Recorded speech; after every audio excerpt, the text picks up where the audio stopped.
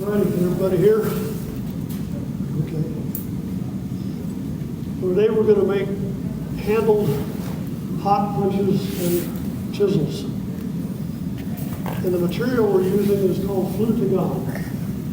And that is particularly described by the shape, which you've got the pieces you're going to use today for the tool making.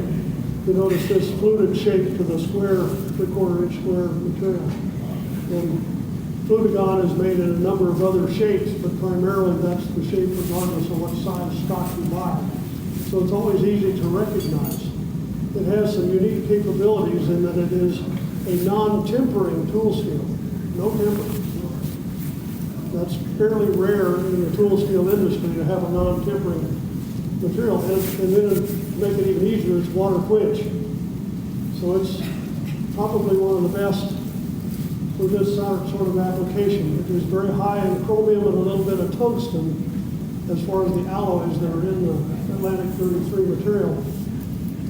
And so all of those characteristics make it ideal for hot work, hot punching and holding a good cutting edge on a chisel or the survival end of the punch. So it's very, very good material. You will find that it's extremely tough. You're going to think you're beating on cold iron even when this is yellow. It's tough stuff, you know. But that's also why it survives for what we're going to use it for. So it's,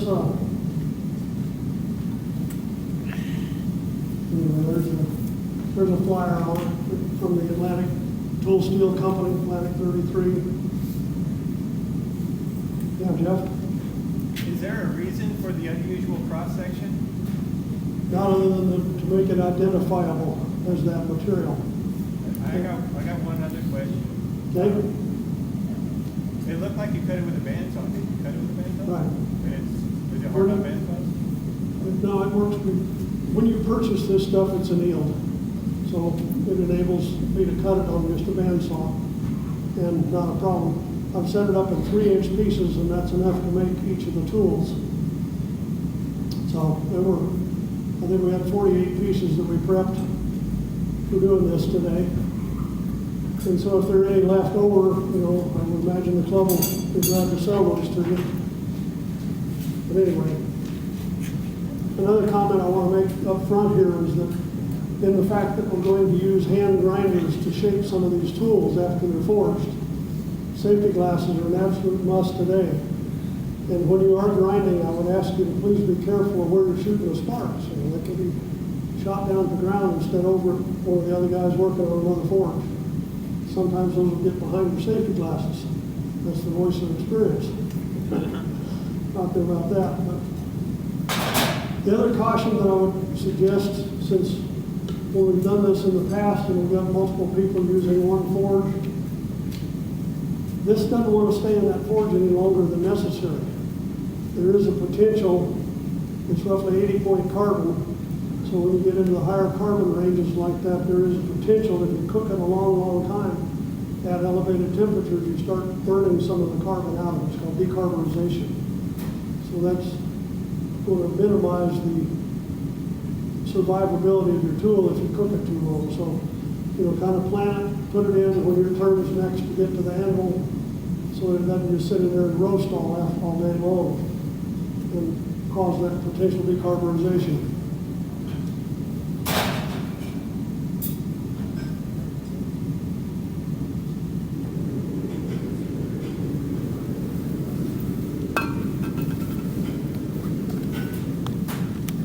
Now we have hot mill gloves around. I think for everybody I brought at least one that was right-handed.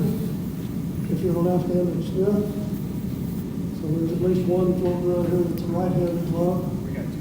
Got two? Okay, good. When it comes to putting the handle on it, that's probably a good time to wear a glove on the hand there. Also, this is not the greatest handle. You know, it's nice. It works.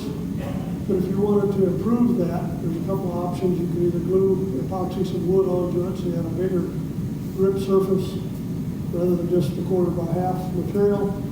You could also, places that service tennis rackets sell a stuff that you can wind on there that's self-adhesive that would make work like a rubber handle grip on it. And since the handle, once it's finished, isn't going to see a significant amount of heat, that would survive. That would improve the size and the grip or the potential of the handle. So, I don't know whether you saw them, I had some demo pieces on there. We'll pass this one around. This one is set up for a treadle hammer.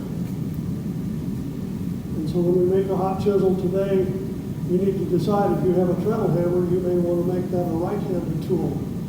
By moving it over to the other corner, end up with a left-handed tool. Thank you. So there's the punch. So the round punch, no particular need for orientation on that. But depending on whether you got a treadle hammer or not, you may want to make this a left-handed tool since you're striking it with your own hammer, as opposed to one that's set up for a treadle hammer. So that would be the only time you'd want to really pay attention to the orientation of the tool. In terms of forging it, it's the same. You don't have to think about that until you go and put the handle on it. So I brought rivets. Every station, I brought 5 of them. We have 5 of these flooring tools here.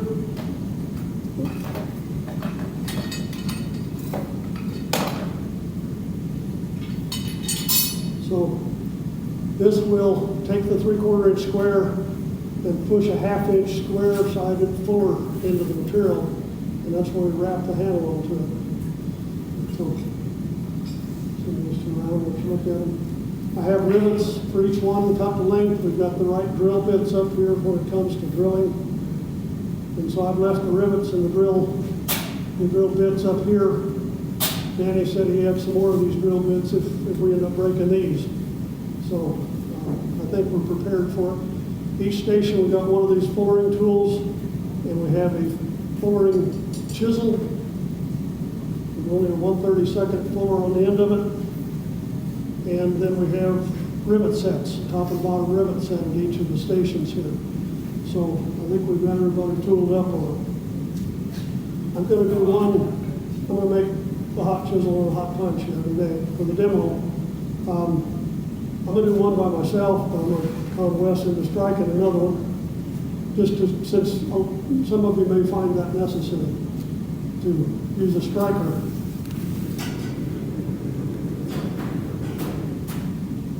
So we need 3/4 of an inch sticking through the fuller. You can see 3/4 of an inch out here on this side of it. And you need to pay attention to get it back in the same groove each time. And then we want to turn it and make sure we're still lined up.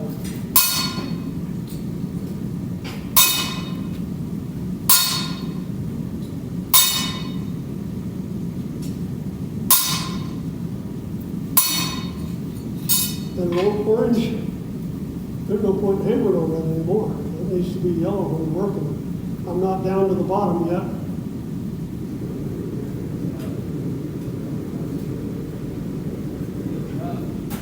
Perhaps with a sledgehammer and somebody striking, you'd be able to do something when it gets orange. If you're doing it by hand, it's pretty pointless.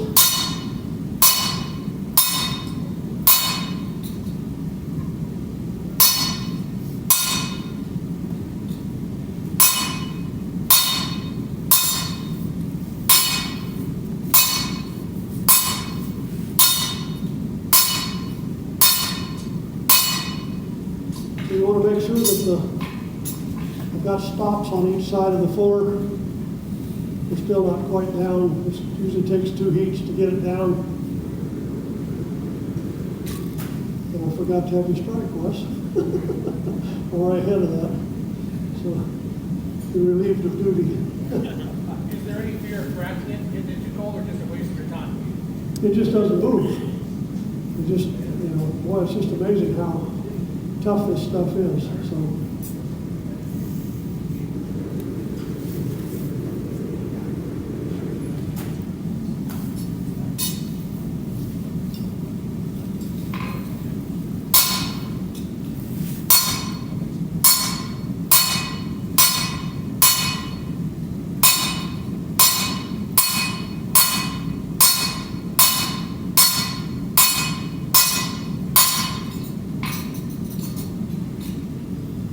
got our fuller established, because of the stops on each side, it's automatically at a 1/2 inch.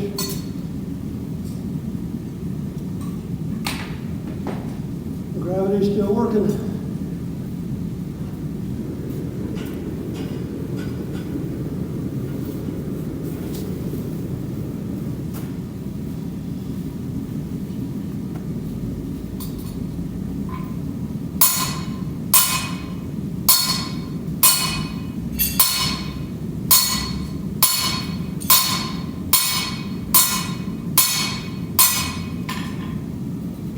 Once the fuller is fairly established, then it tends to self-index. But when you first start, that's when you need to pay attention to really making sure that it hasn't misaligned in the tool to make that square fuller in it. I didn't notice, are you flipping it 180 to keep it centered, or does it kind of center itself anyhow? It pretty well centers itself. It wouldn't hurt to. I don't think I ever went 180. I just went back and forth, back and forth. The squareness of having stops on that so that it bottoms out exactly where you want it and not, push on one side more than the other pretty well keeps it centered. I've not had any trouble with it staying centered.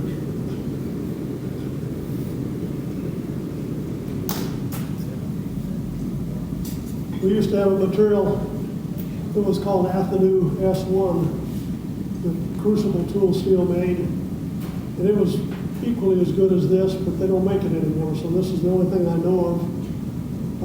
There's a company called Cole, Blacksmith and Cole Ironworks, sells this stuff. That's where we purchased it for the club here today. It's pretty pricey stuff, but they sell it in 12-inch pieces or longer, whatever you want to do. So if you like it, you want to make some other square punches, rectangular punches out of the material, that's the source for it, is Cole Ironworks. The best source, they were the least expensive. I found a couple others, but they were a whole bunch more expensive.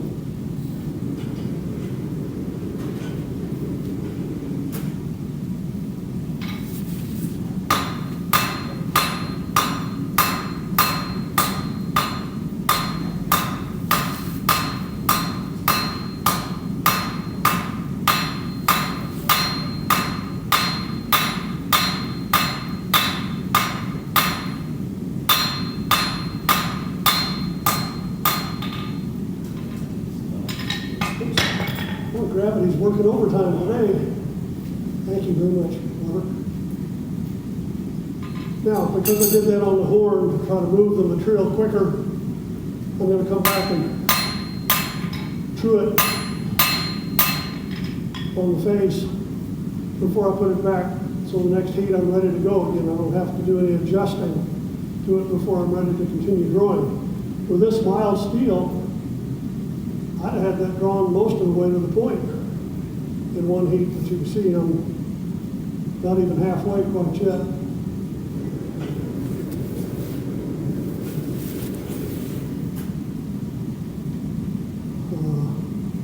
I need to look at that one that's sitting around. Look. Where's the one that we're passing around? Oh. That's all right. Yeah, I just need to double check something.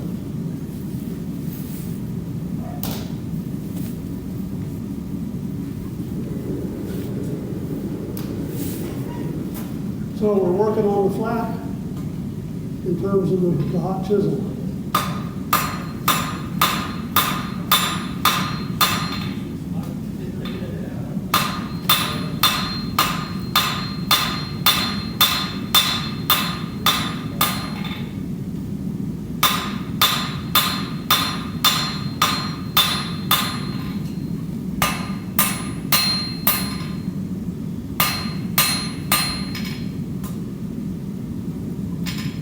We're just allowing that to spread only in 2 dimensions instead of working all 4.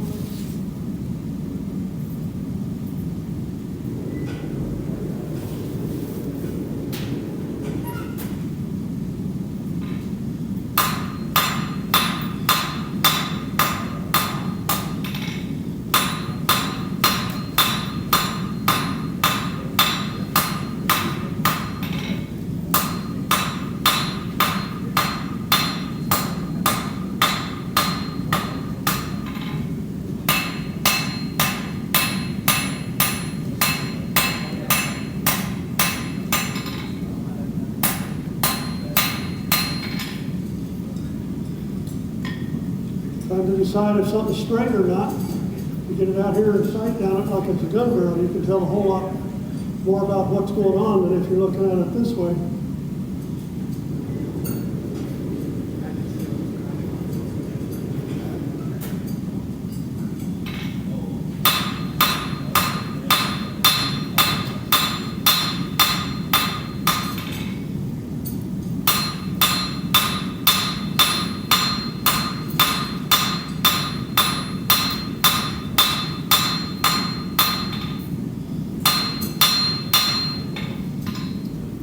I've got it curled a little off to what would be your left. There, it's moving off to the left a little bit.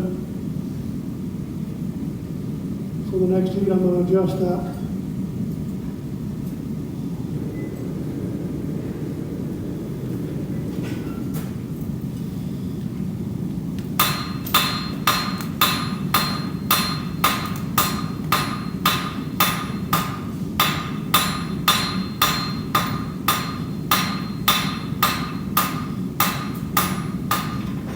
Now, I'm about crooked and catch it while it's hot, so it's straight.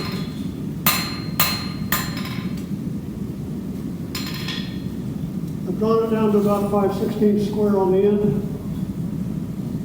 and I would begin the process of rounding this punch up at that point. Ultimately, we want to have that a 1/4 inch or so on the point, but because as we knock the two diagonals down to an octagon, we're going to probably reduce the point a little more. So I'm going to choose to stop at about 5/16 square on the bottom in order to not have it too small when I get there.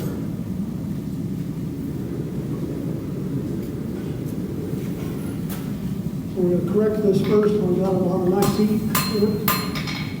Get it back to center.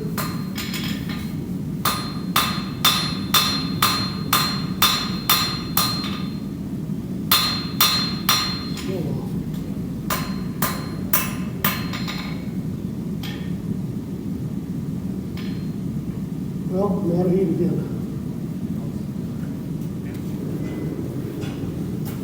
This stuff will tell you when it wants to quit. It'll just argue with you. We did not get a water bucket up here. Borrow one from some other forge, I guess.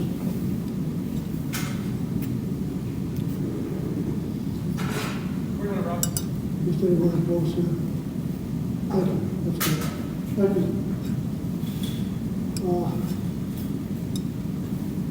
I'm going to talk Alex out of those for just a second. Hot chisel. In terms of the design of the hot chisel, the cutting surface needs to be very slightly rounded. It's not flat, because then if it's flat, the corners dig in and leave marks that are unacceptable. It also needs to be tapered in such a manner that it cuts up the two sides. These are cutting surfaces too, the two vertical edges are the cutting surfaces. So in planning that from a forging standpoint, we can save a lot of grinding. And, you know, I don't like to grind. I'd rather beat it with a hammer than grind it. So that's an important aspect of that design as well. So we'll plan that in the forging operation a little bit.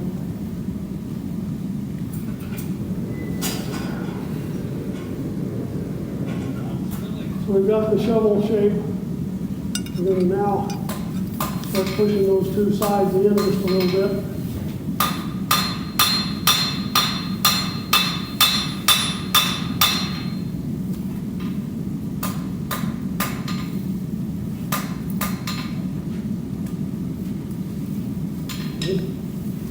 So now at this point we've got the shape. I'm down to about a 1/16 of an inch on the cutting edge. And already, because of the forging operation, it has a bit of roundness to it. So now we're going to primarily deal with the two vertical cutting edges in terms of forging to minimize grinding.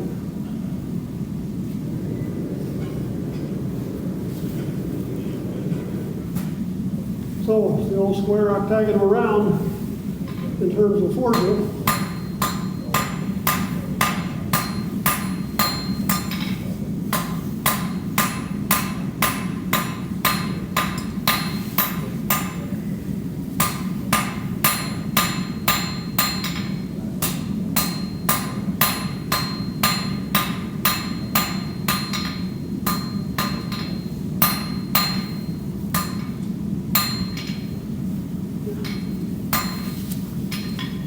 in theory,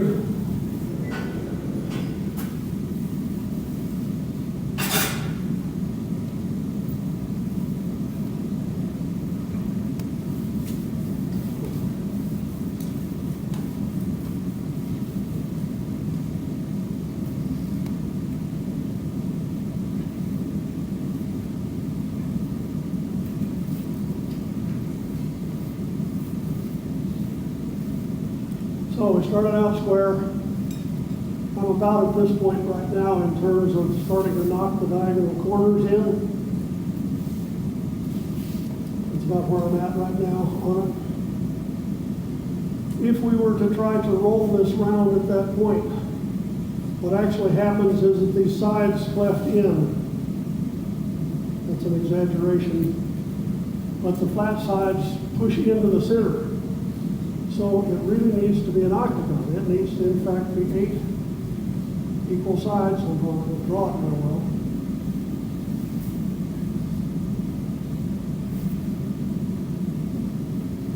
Not just the corners knocked, it needs to be, in fact, octagon.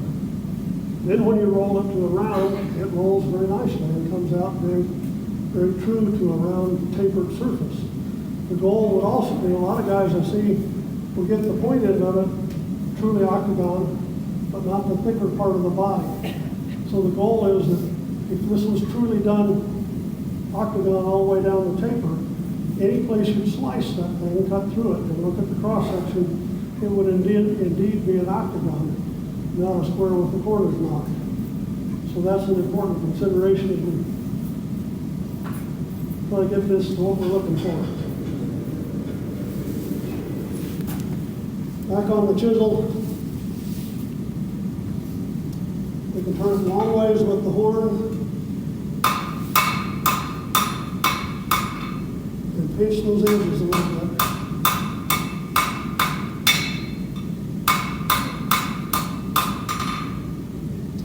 It needs to be about a 1/2 inch long surface area there.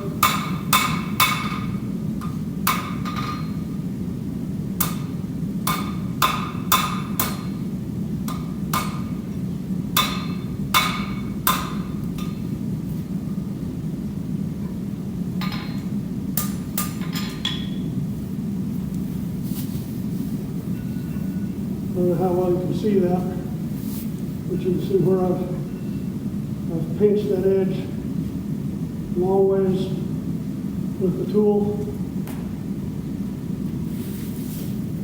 leaving the center nice and thick. We're only dealing with a 1/4 inch or less of that edge, so we have a lot of mass in the center body of it, and strength as we use the tool.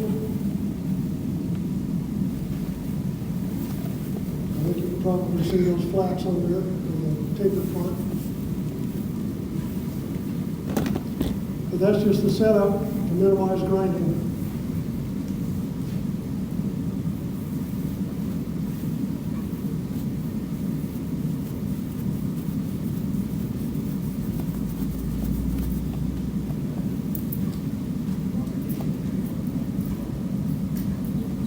This?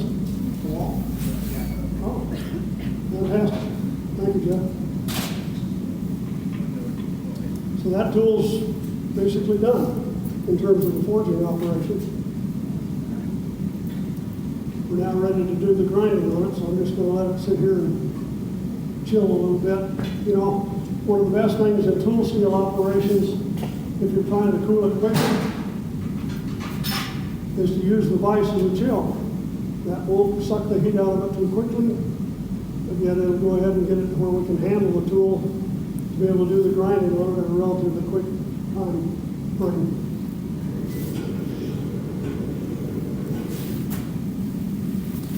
Now I'm going to pay attention to my octagon. Don't have to hit it as hard down there, but with a stick, you gotta lay into it pretty good.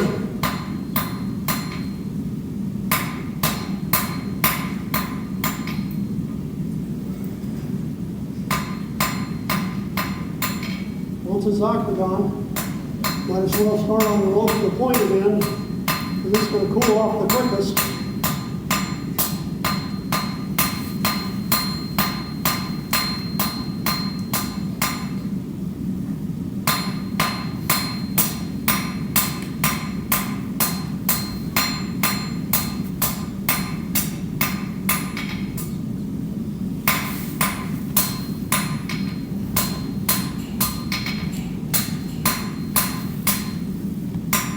out of heat. Most of the way there in terms of rounding that up.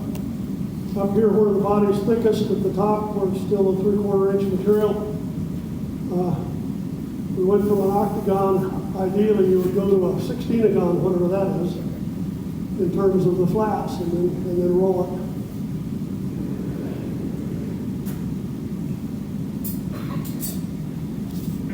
So if we ended up short on tongs, I've got that one and 2 more pair up here to hold the 3/4 inch square material. So I guess while we're waiting for that,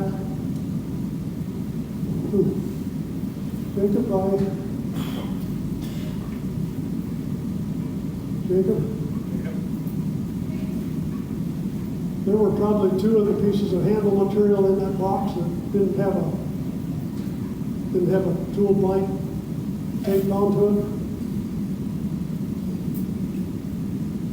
Yep, 2 of them or just 1? Let me see if there's another one. Should have been 2 of them in there.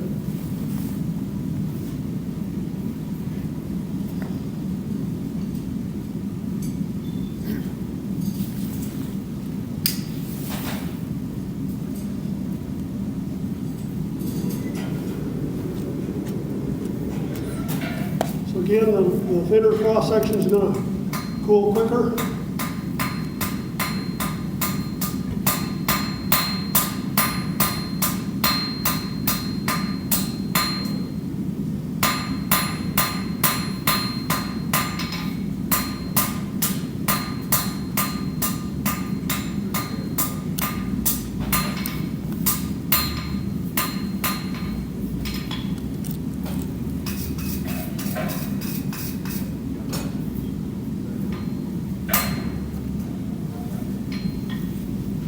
In examining it to see if it's straight, we're having, you're looking at an imaginary center line down the tool, and the center core of the tool.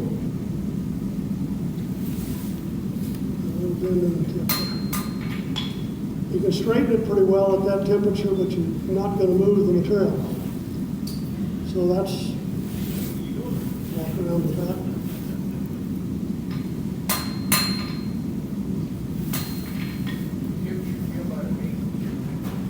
1/4 inch is what we're looking for now on this end, but had I taken it down to 1/4, it'd only be 3/16 at this point.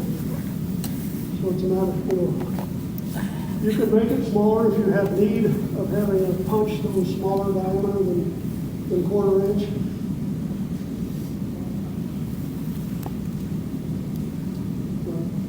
From a durability standpoint, using the tool over and over and over again, you always grind it a little smaller if you need something less than 1/4. But having a nice consistent taper lets you punch a 1/4 inch slug out of it and then drive the tool through it to increase the hole size. And so you're running a 3/8 lag bolt through it. You just drive up the taper until you get it to where you've got that size of the hole in your part. And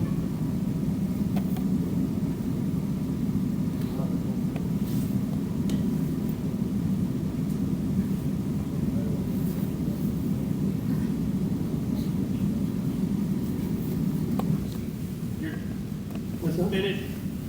well, hopefully this one's not quite. Probably cool enough I can quench it now. That was my tongs were hot, not the part. The part didn't do much. Hey Rob, is your chisel lined up with the square? Right. It's The square is Okay. in line with the square. Okay. Yes. Yeah. So we'll put this one in a vise and let it chill, hopefully while we're working on that one.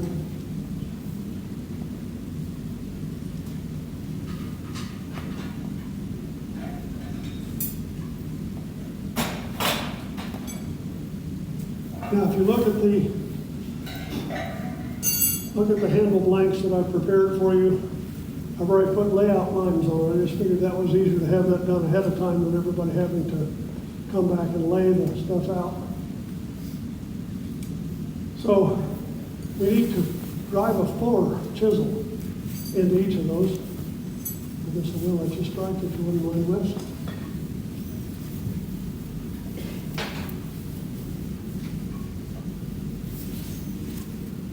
So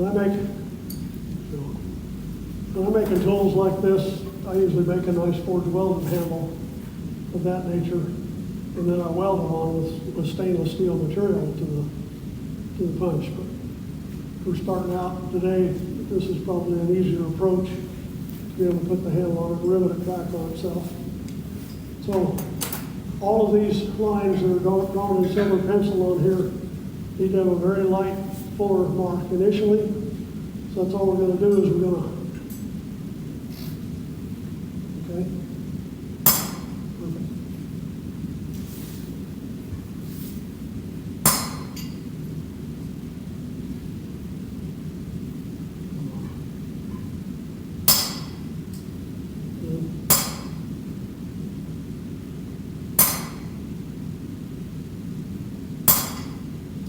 So you can see I've got 2 on one side, 3 on the opposite side.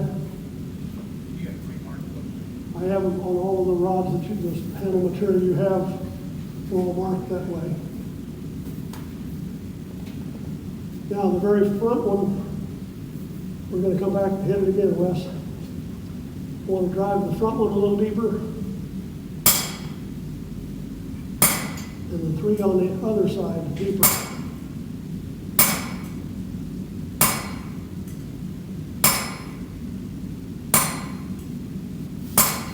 So the stuff that I have at each forge are handheld tools, so you might have somebody else that's working at your forge hold the handle for you so that you can not have it bouncing around or chasing it on the anvil. Take your time with this in terms of laying it out. Be accurate in terms of getting it on your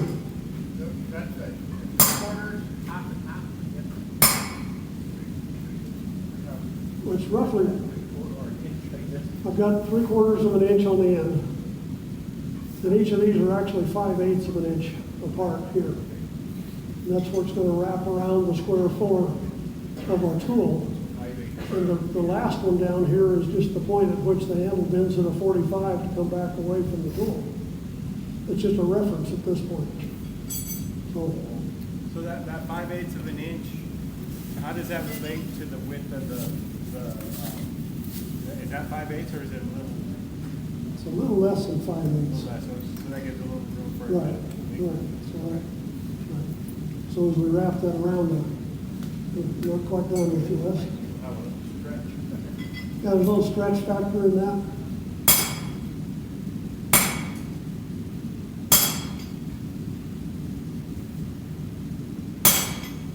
That's good. Thank you. So if any of you want to try this one, you're welcome to. It's probably a little bit easier. So now we're going to, the first thing you got to do is, still hot. You need the vise to be able to bend the offset in the handle.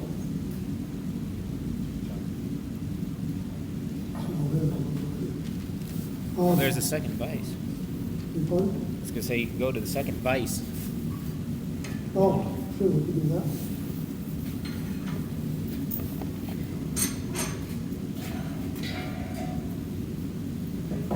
Thank you very much.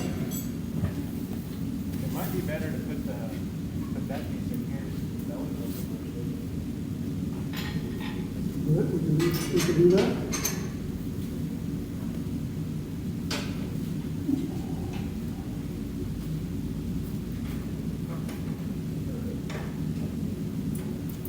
Good. If you're doing that, you need to remember this sucker's hot. It'll remind you rather quickly.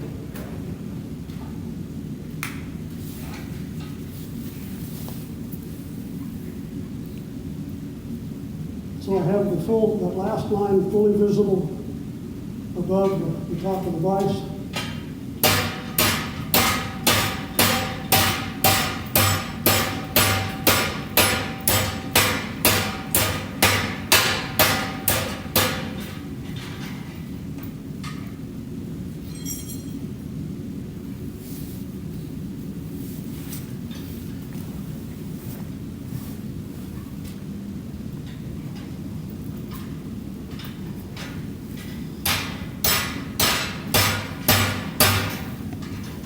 killing me, Alex. You're killing me.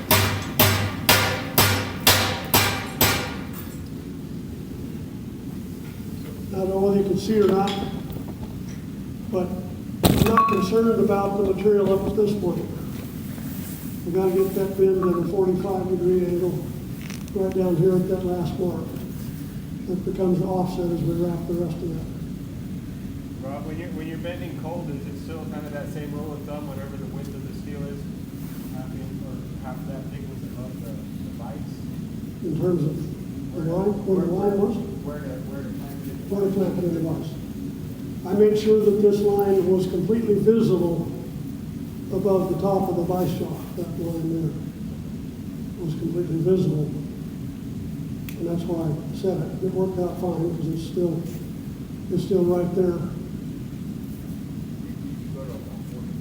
Roughly a 45. There will be some adjustment available to us a little later in terms of that. And is that the point where you decide if it's a left hand or a right hand? No, only when we actually start putting it on the tool. But I'm doing this right now. I'm getting a little ahead of myself because we need to grind these things next. So That's right, because you can just rotate the index instead of the handle. and please do not try to hold this sucker in your hand, to grind it. It's not worth it.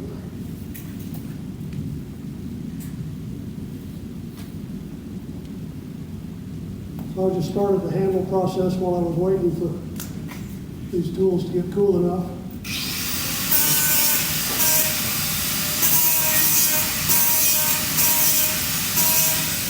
So I've got the two vertical edges parallel with each other at least a ½ inch back. And now we're going to begin to shape the face of it. So I like to just slick the whole thing off with the whole tape.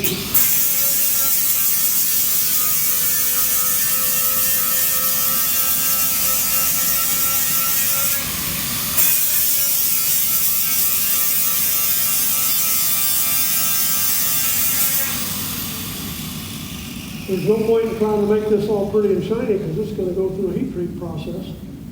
It's kind of pointless to spend a lot of time grinding it and making it pretty at this point. So now I'm going to approach these two edges here.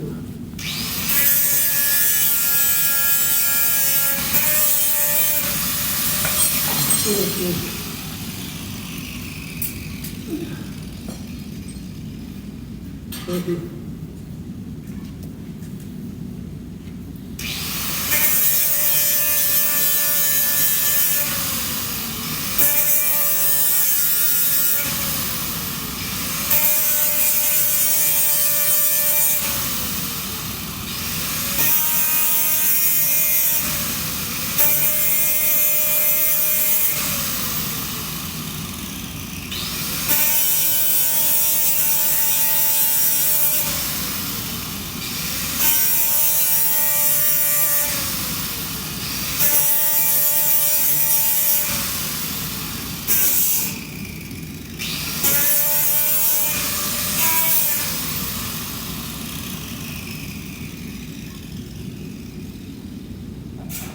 I want to show you at this point, before we do the cutting edge, that I've got a ½ inch here that is down to an edge, to a point there.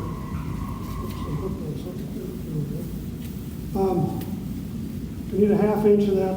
So my point in saying that is that I had to grind more.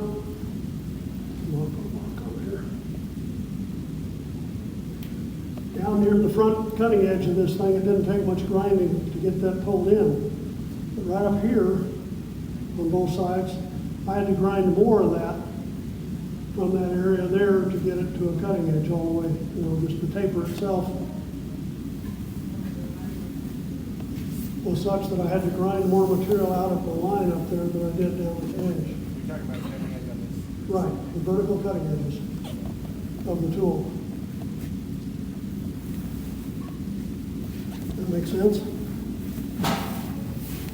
It just took more effort to grind it up at this point because it was getting larger because of the taper of the tool. Are you coming home in the Yeah, they're close. It might have a tiny flat on it. I'm not trying to get a knife edge. But you're not leaving like an 8 for worrying about cooking yet? No, it's gonna go so fast when we heat treat it that that's not a problem with the Flutagon material. No. So the knife edges on the side, so would that make it more of a slitting chisel? It'll work for a slitting chisel, Okay. but the main thing is, this is set up so it can be Thank used you, Robert. as a line tool or a decorative tool where you're just cutting a line, or if you're trying to pierce through at least half-inch material. You know, this tool will work for that. If you're trying to slit a hole in half-inch thick material, that's why we need at least a half an inch of a cutting edge up the vertical line. So either way, I'm just trying to make it a more useful tool in terms of its overall application. Now, the next thing is that's too round on the end of it.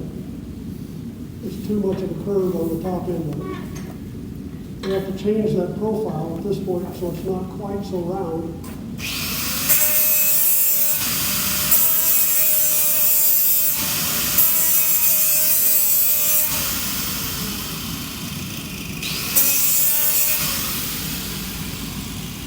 So that's what we're looking for, a very shallow radius all the way across the top of it here. They get 1/8 of an inch from one end to the other? That's probably about right, yeah, about an 1/8 of an inch crown, total crown in the inch plus width of the tool.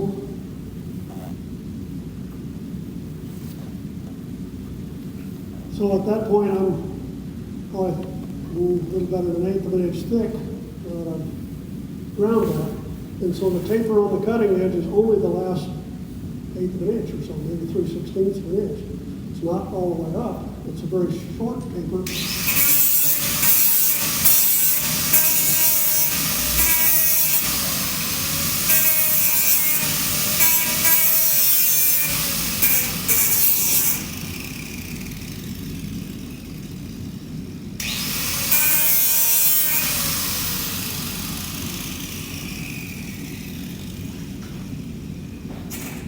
So Rob, at your shop, I know you've got stationary grinders. Much easier. Okay, I was asking, is that your go-to tool? Yeah, I'd go to my big belt sander to do that. So while I'm working on the other one, to get the round one, let's pass this around so that you can see the way those are shaped.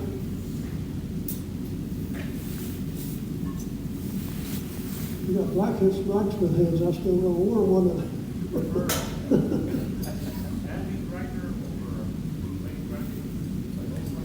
Yeah, just in my shop at home, I've got two big standing belt grinders, and I keep a coarse belt on one and a fine belt on the other. So I just go there and stand there and grind it that way. The other thing that I failed to do on that one yet is it didn't deal with the back end of it. So I guess I'll start on this one, so I'll show you how to do that. This needs to be a slight crown and have no sharp edges. This is tough enough tool steel. And if you leave these edges sharp, it'll damage your hammer. It's that tough of stuff. So, well, that must be the 16th max.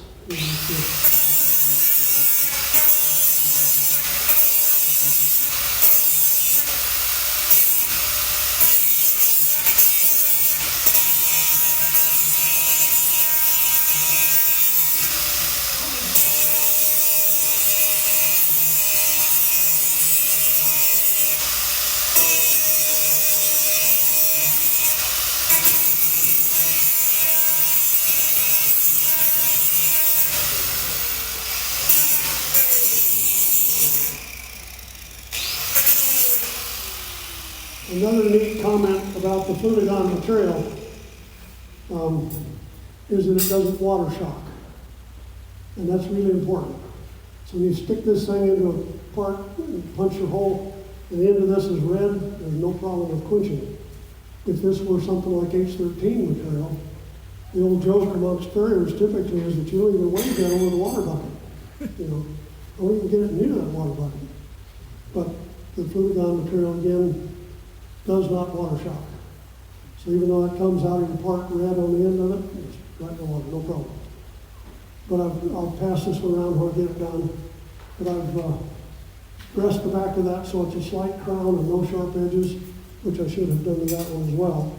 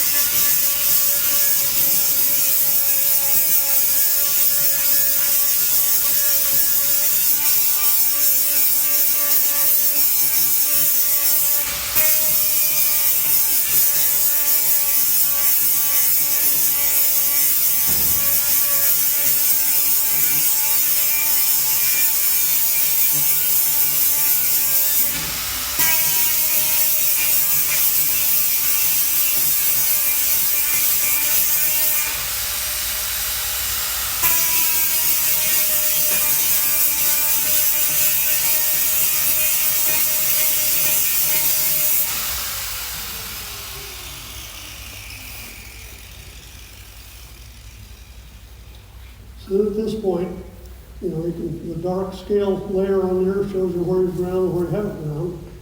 You can also pick up little hammer flats that you'll see in it. It won't grind down as easily. At least on the lower 2/3 of the tool, we want to minimize all of those. So that's all important in terms of sliding it through a piece of hot material to not have places that would hang up or catch.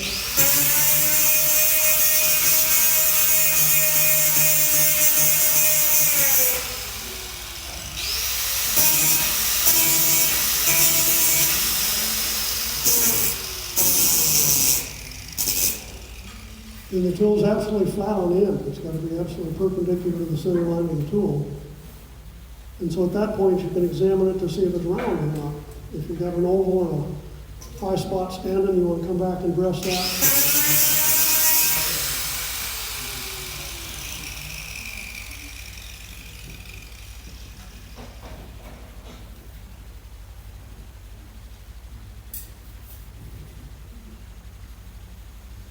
That one's ready to put the handle on.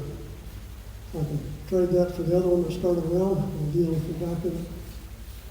I'll borrow that back, sorry. I'll just go ahead and deal with the back end of that one, the hammer pad.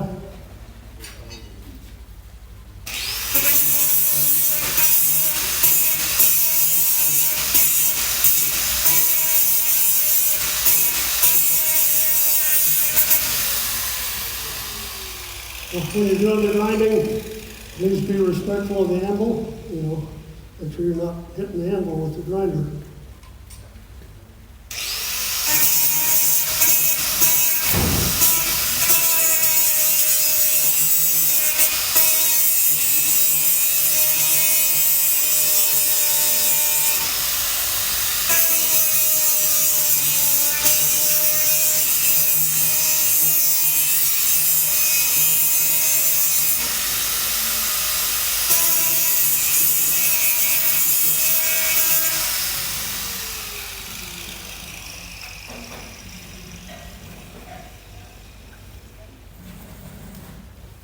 Either.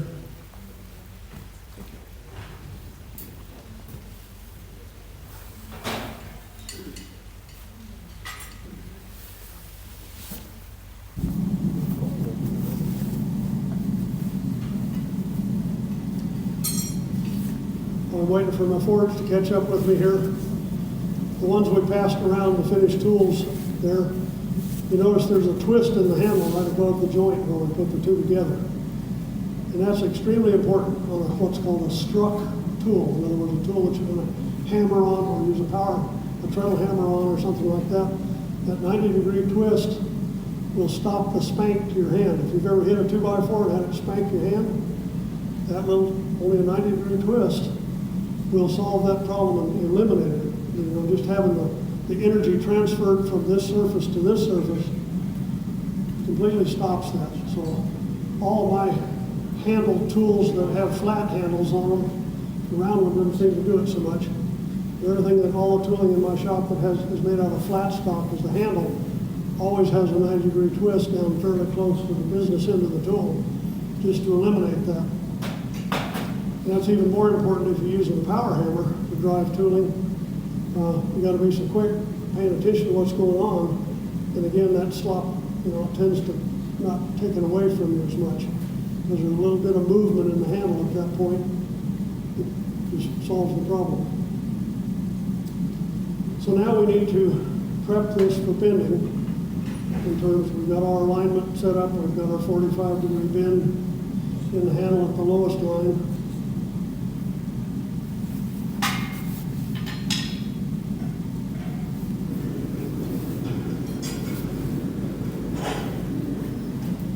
I'm attempting to only put as much of that handle in there as I need to. I don't want the handle all hot, but this is probably a good place to wear the hot melt glove.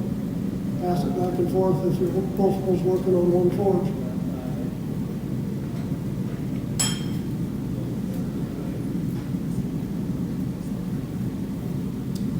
Any questions or anything? I'll wait for this to catch up here. The 90 on your handle, does more twist make any difference, or just 190 seems to work? 190 solves the problem. If you put more, it's just decorative. But that 190-degree transition in terms of the energy coming into the handle solves the problem completely.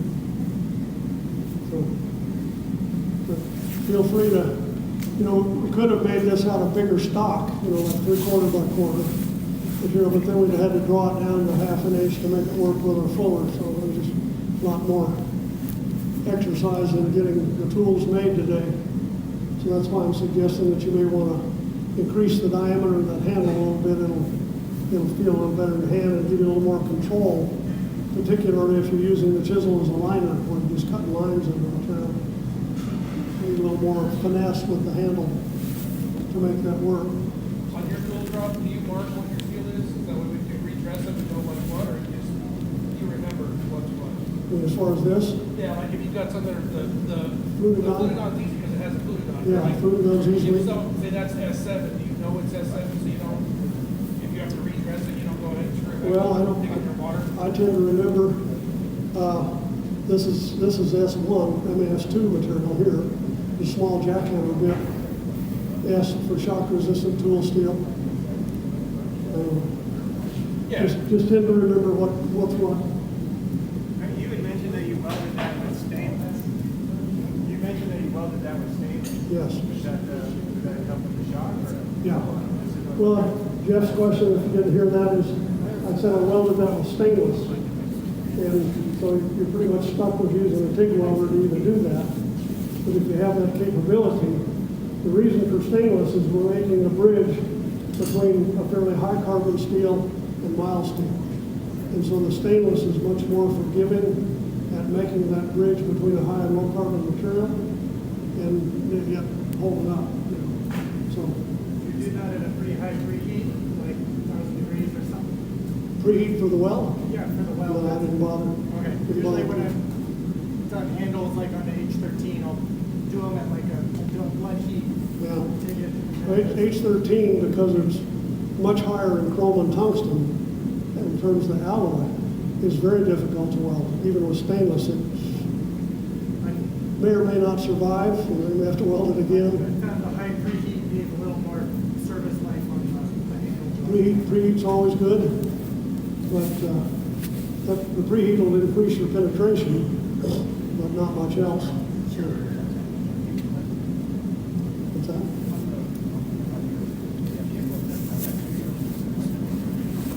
Well, his question is, I've got this about a total width of an 1/8, so we're 1/16 radius there.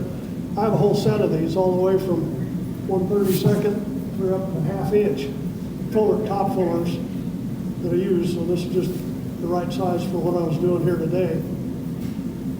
But I've got a whole, yeah, I know what you're doing. I've probably got an eight-piece set of that of different radiuses, all with the same little tool blank on the end of it. And so that makes a real nice handle because you have a lot of lateral control with the teardrop handle like that. So it's brought around the forge welded back on itself, and it just works really well.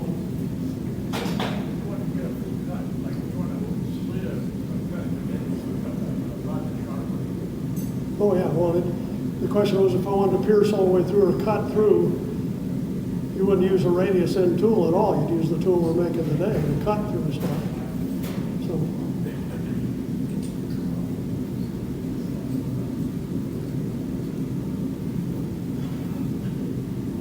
Now I'm going to go to the vise and just use it as a jig to bend this stuff. The reason for that, otherwise I'll lose my 45 degree.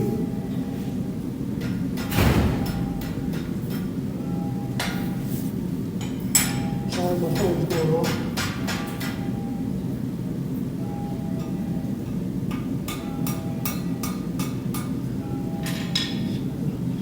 Hush. So maintaining the only reason I went to try to support it in the vise is to keep my 45 degree offset. Because otherwise it'll just go away when you try to bend it the rest of it. There.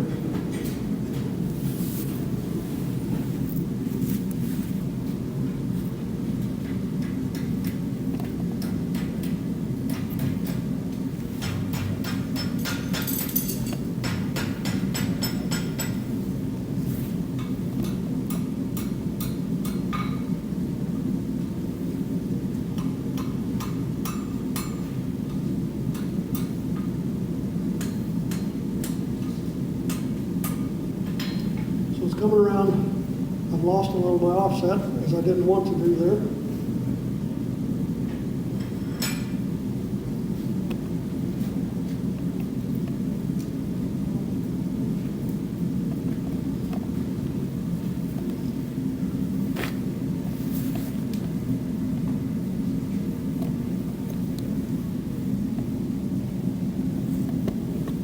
Just trying to get that in the Rough rough shape. shape, yeah, just to get it pushed around where we're going.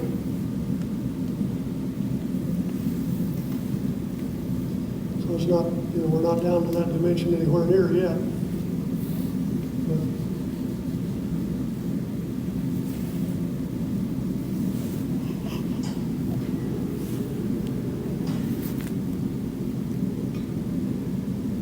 But I'm trying to bend it, I'm trying to add some bend to it right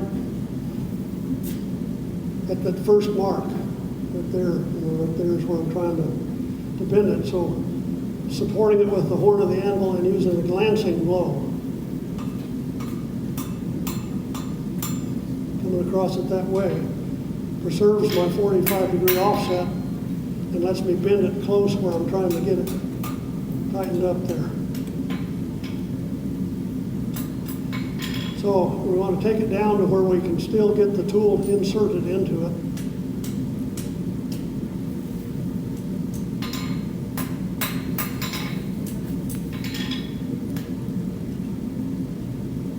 Yeah.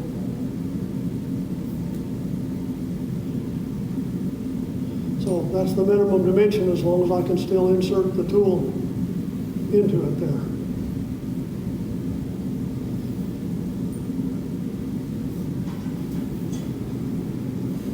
Is the round punch? Thank you. We'll do it first because we don't have to pay any attention to the orientation on that.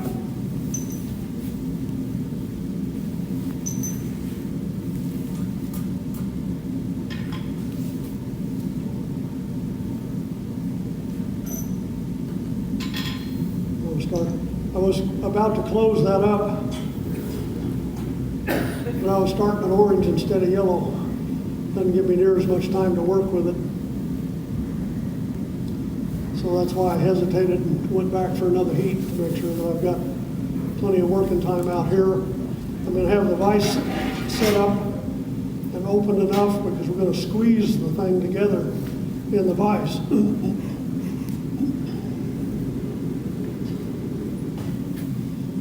So now again, we don't have to pay any attention to orientation this time.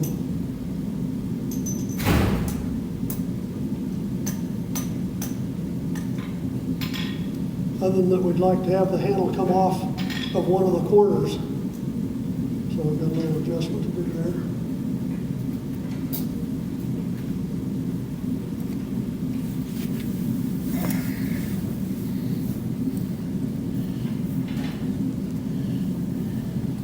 And at this point, it's unfortunate, but we have to heat the whole tool and everything. This is a fairly high fiddle factor. You got to play with it a little bit here to get this to work.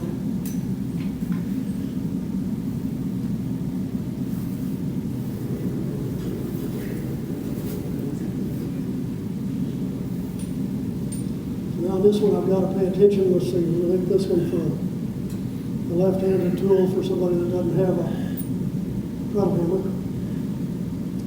See if I can pull this in a little more.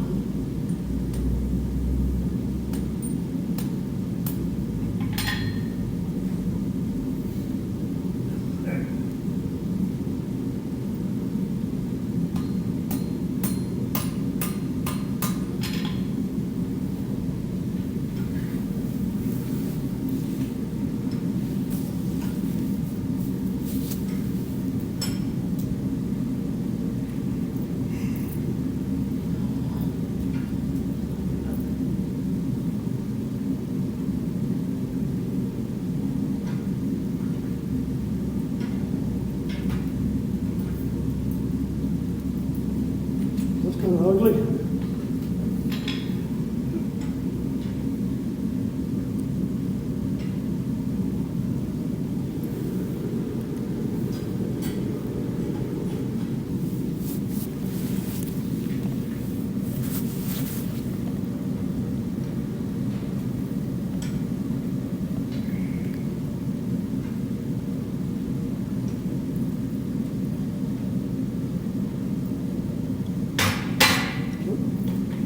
Going through the image.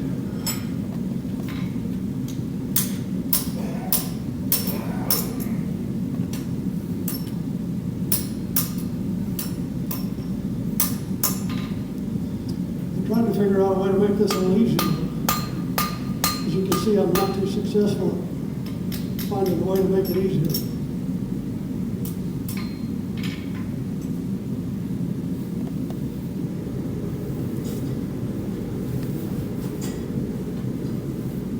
In this operation, I'm only looking at the color of the handle material.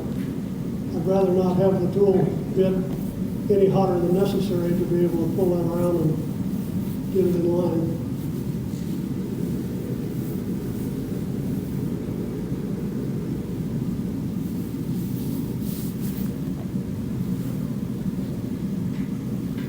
See if we can start squeezing this together here.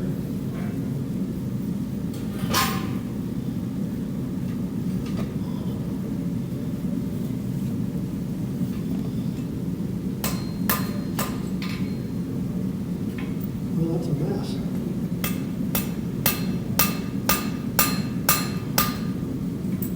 There we go.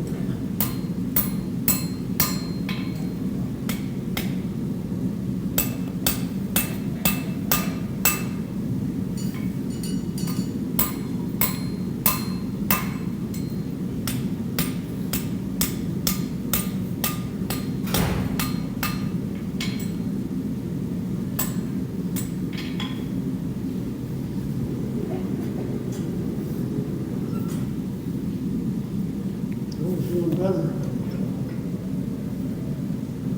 So I'm getting it up pretty high where I'm starting to, because I'm trying to grab that material and pull it around the tool. Kind of like the idea.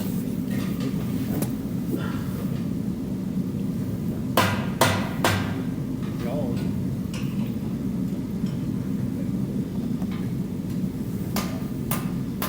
Yeah. Ponytail's getting in the way there.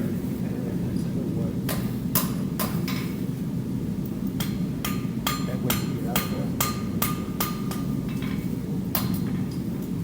Sense of these things. You sense.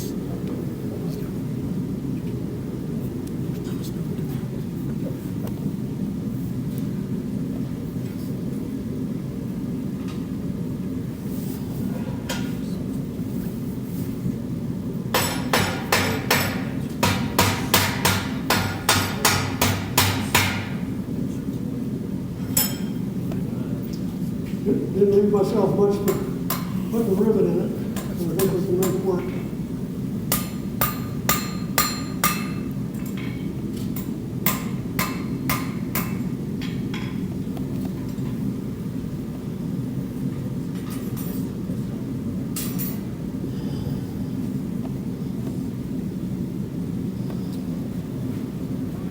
So it's, I'm sure that's a little bit of a fiddle factor to get that pulled around, indexed on the tool the correct way.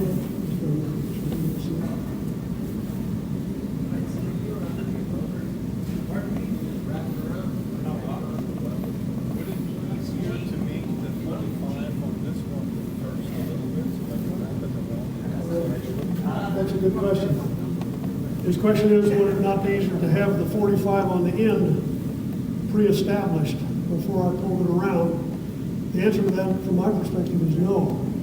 And the reason is because I want to grab it with the vise, and I'm trying, as the vise is closing on the part here, I'm trying to suck material all the way around the tool. And so if I've pre-established that bend, it already isolates that. If I get more, in this case I got less than I had planned, but on some of them I've done, I've gotten more than I had planned. The whole goal is to tighten it up around the tool. That's the only thing that really matters. So get it tight around the tool.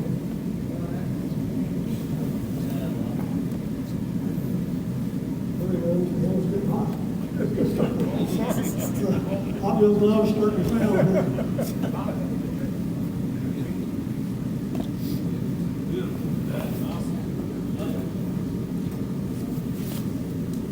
So much better than the well. Something to hold it.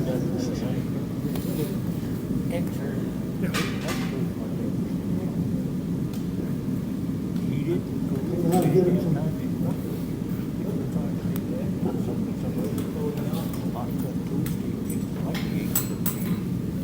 we're going to just adjust this a little bit here. This was a little misaligned at that point. Hey, Rob. Question on the alignment of the tool handheld versus rubber hammer. The alignment of the tool for handheld versus rubber hammer. Well, that depends on whether you're right or left-handed. Assuming you're right-handed. In my case, I'm so terribly right-handed, I can't even run the hammer with my left hand. So, this one is a right-handed tool, which would be used for treble hammer. Holding your stock in this hand and using the treble hammer here. The blade one. So the blade wants to come towards you with the handle at a 45, regardless whether you're right-handed or if you're left-handed, you be over here. So that's the only orientation thing we need to remember as we're doing that. So this one's a right-handed tool. If it came off of this corner, it'd be the left-handed tool. You got to figure out whether you're right or left-handed first. The tool has to orient. You figured that out pretty quick. Turn around backwards. We don't have too many guys that you're the only one. Well, there is somebody else, and I don't remember who it is. I can go to those orders. It used to be you didn't have control of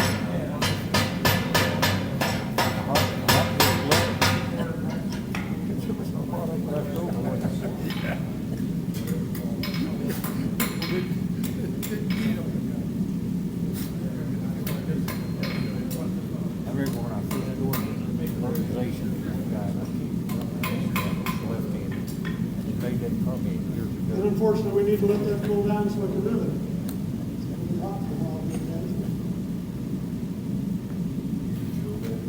Yeah, we'll drill it. We've got to get it fairly cool before we can drill it. Speed it up.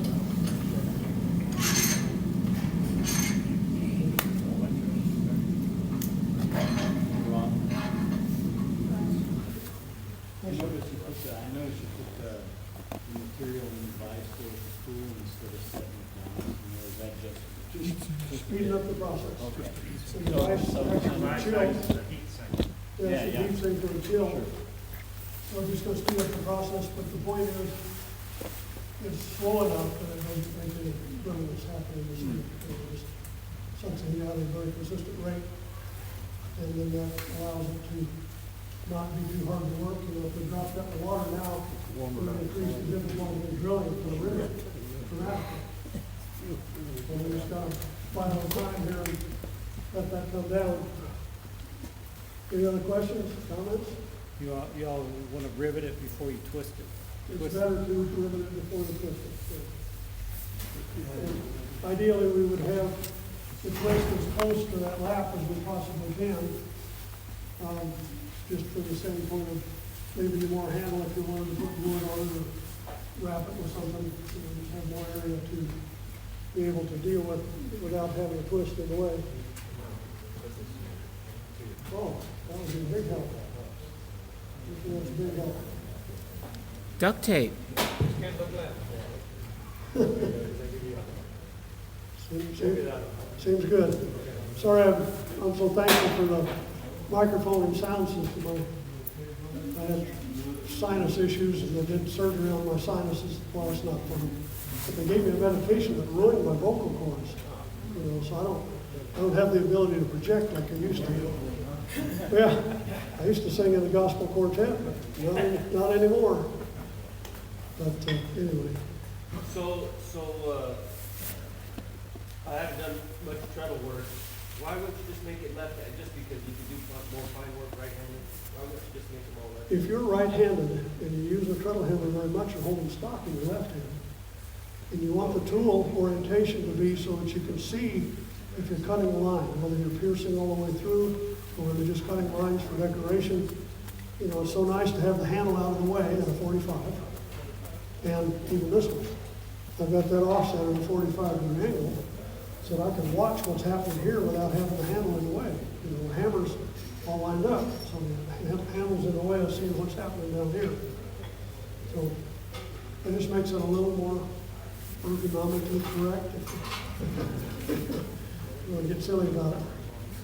And so this would work perpendicular if you're cutting lines perpendicular to your body in the left hand. That's why adjusting that at that point to make sure you get what you want and the most usable tool possible is.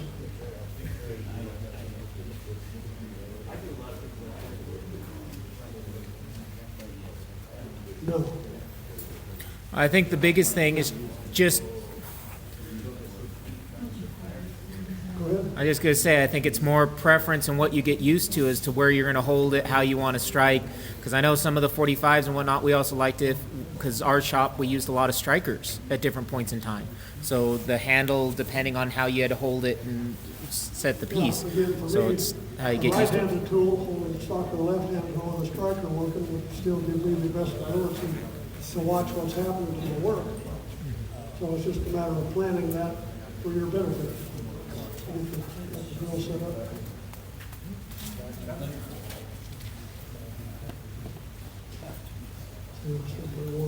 So what kind of cooling rate would this need to do a reasonable anneal?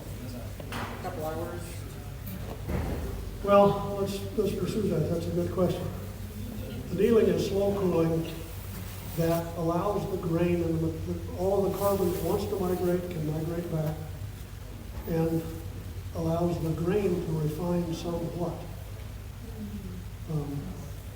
In terms of our forging iron, there's two things going on. One's grain, one's carbon. And they're somewhat related based on temperature, but they're really not related. The grain size in the steel, and this is, in the steel we have today is fairly microscopic. The grain in wrought iron is large enough you can see it with the naked eye. But the grain grows almost 100% in terms of the grain, each grain size between room temperature and 2,000 degrees. It's nearly 100%. And that's why your steel at elevated temperature is approximately 2% larger in diameter than it was at room temperature. There's that grain growth that happens. But that's why we can punch it, why we can split it, twist it, bend it, and all of the things that we do, taper it, whatever. So the grains are independent. Annealing allows two things to happen. One is, has everybody seen the iron carbon diagram? Do you know that?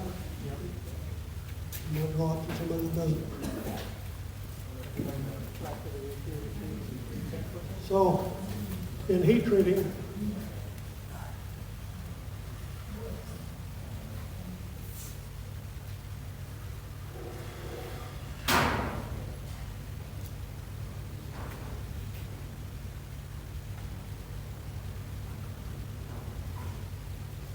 the grain in steel is called a cubic.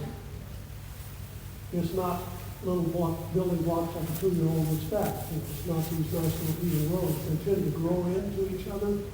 They look like a salt crystal if you've ever seen a salt crystal. Very square cornered, very right angle in every dimension, but if you could get one grain out, it would effectively be a square. There's always carbon at the corners of each little cube. Those do not move, they stay there. They're consistently there in every case. There's other carbon in there that can move. We all somewhat on the misnomer to talk about critical temperature, but it's really what's called austenizing is the term, where the carbon that wants to migrate because of temperature can migrate. So there's carbon, we'll start out with the annealed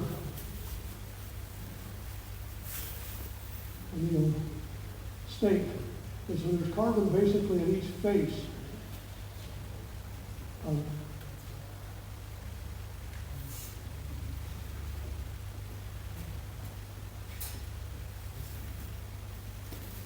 and these are the carbon atoms in there that can migrate.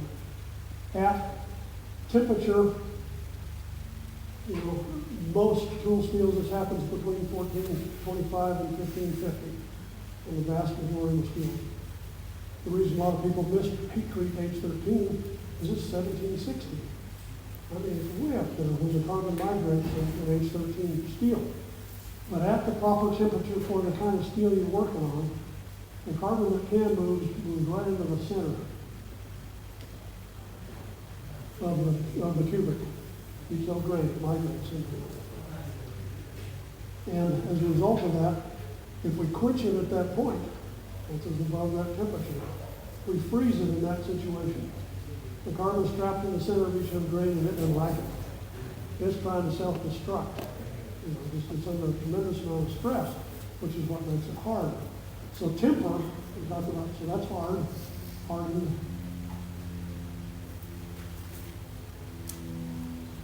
Temper's in here. And so based on what the application of the tool is and the kind of tool steel you started with, we are going to heat this proportionately. The colors that we run on steel are very predictable to temperature. That very first straw happens at 1425. And that's, the colors on there are oxidation colors. It's the same scale that we get falling off of it when we're forging apart. It's just so thin that the light coming in is refracted back to your eye and you see a straw color at the very first temperature. All tempering happens between 400 and 875. All temper in all steels happen in that range. There are a few, and that's just a generalization. There are a couple that end up over 1,000 degrees to temper, but they're pretty rare tool steels. So for our purposes, 1400 to 875 is where all temper happens. And those colors run from the straw to the dark straw to the brown, and then you get that kind of purpley color. I don't know why they call it peacock, but they call it peacock. And then it goes to your blue. And once it turns back to gray again, you have exceeded 875. So the colors no longer show you the temper range on it and that sort of stuff. So that's the basis of it. Now there's one other trick that I learned a few years ago that's made a world of difference. And that is the grain, go back to the grain idea here. The grain in the steel expands dramatically, roughly 100% at 2,000 degrees. As it cools back down, the grain tends to reduce some, but not all the way. It never gets back to where it ideally would be. And so as a result of that, if we're trying to make a cutting edge tool or something like you have for your chisels that you're working on back there, the grain refinement, the finer we can refine the grain in the tool, the better the cutting edge is going to be, the better performance it's going to have if it's a shock tool or a hammer tool of whatever nature like that. So getting that grain really, really refined is very critical. The amount of grain refinement that happens when we're at tempering temperature, and you freeze it in your water, your oil, whatever the medium is, it's at that ideal temperature to reduce grain for seconds. It just doesn't happen. So the way I learned this was I made all these little gravers. I got the Rio Grande Jewelers catalog and studied the graving tools that jewelers use, but I made them bigger. And I tempered them, and they were breaking the edge, the cutting edge off of it all the time. And so I learned in this book called Selection, Application, and Application, Selection, and Heat Treatment of Tool Steels. It's a good book by William Bryson. It's easy to understand. He's been in the heat treatment business for 45 years. But anyway, he was explaining in there that by baking the tool after it's tempered, it's already done, and we're 400 is where that starts.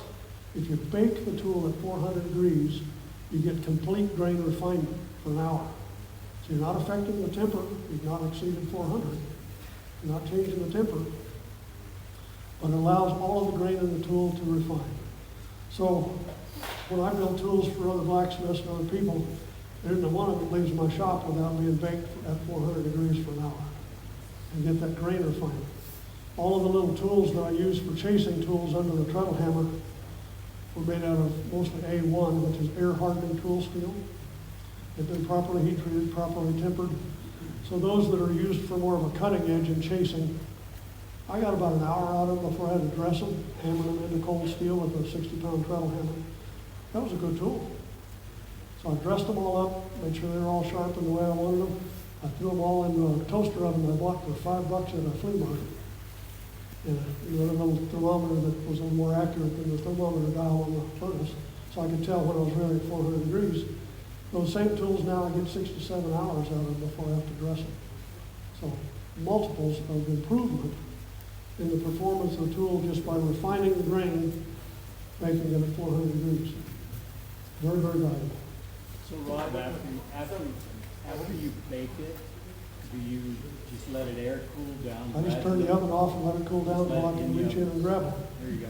I would have thought there was enough energy for much change to happen at 400 degrees. There's not, except for the grain to refine. That won't affect the temper.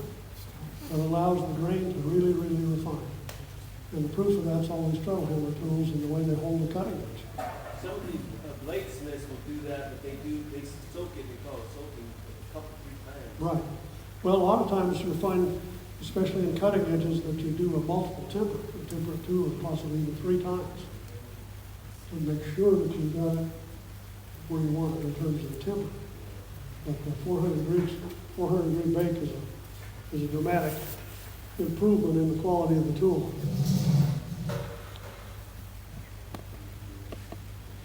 So now I didn't bring center punches, I should have.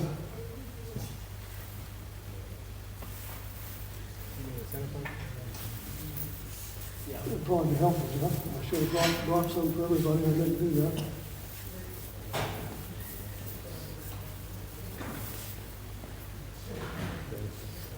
Yeah, usually the chasing.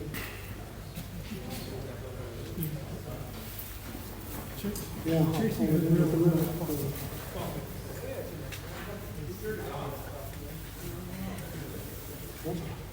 That's a king size center punch there.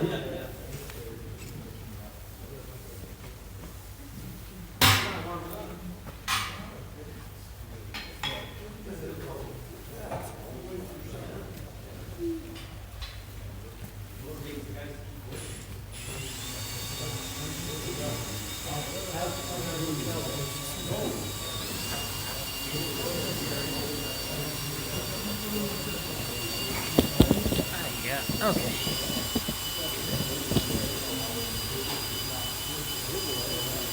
I didn't mean to get funny. You got all kinds of cameras. It's drilling. I figured it wasn't excessively entertaining. It's more the audio. Stay out of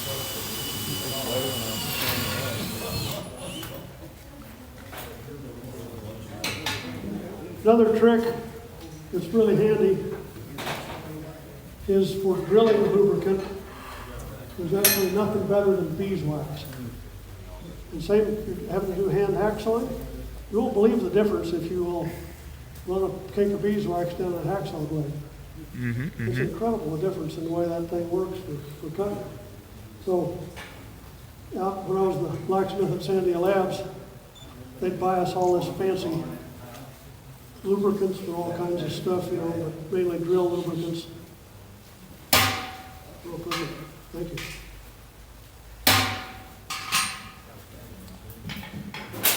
And once the drill bit's warm enough to melt a little beeswax on it, again, it's just amazing the difference it makes in its ability to drill.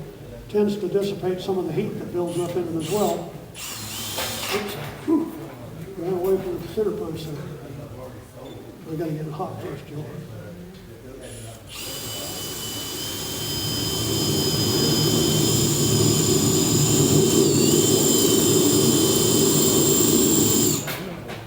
Something happened to that a little bit.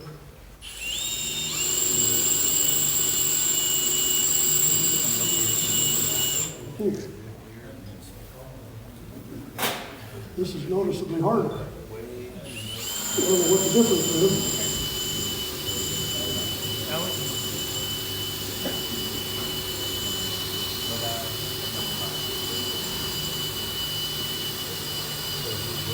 Yeah, brand new drill bit. It's going now.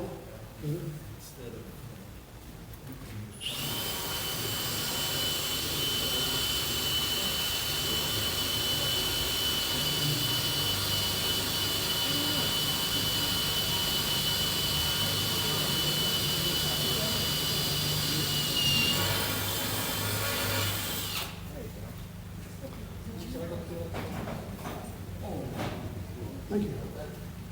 Good job, Jeff.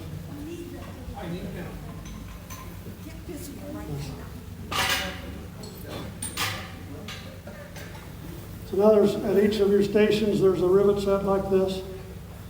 I've already got the rivets cut to the proper length for it.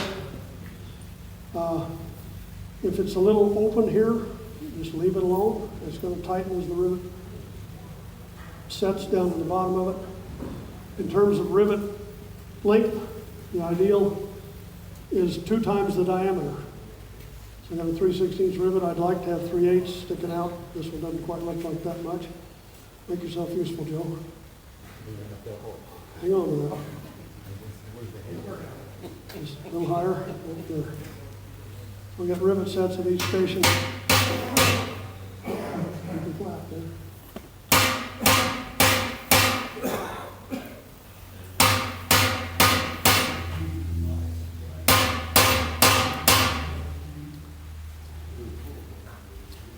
I'm going to turn it over and hit the other side here.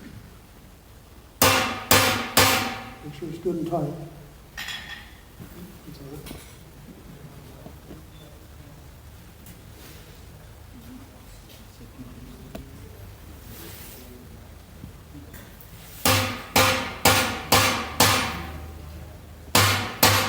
Whoops. Whoa, there's some problem. Wait, what's left?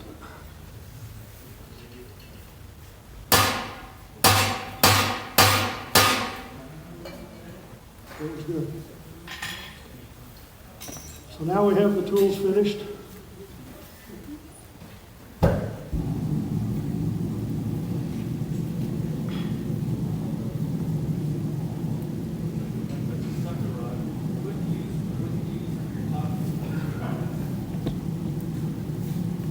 That was an old punch out of a machine called a strip-it punch. It was what I had. Ran the ball end mill into it to make the cup go there and there. Now this is sucker rod. And the neat thing about that is the square part of the sucker rod's 1 inch. So anyway, it works out really good. Depends on the type of steel that sucker rod's made out of. You can get it in a number of different harnesses, but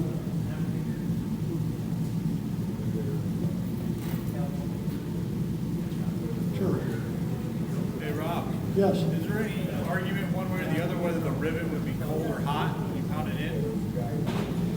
Only, that's actually a real good question.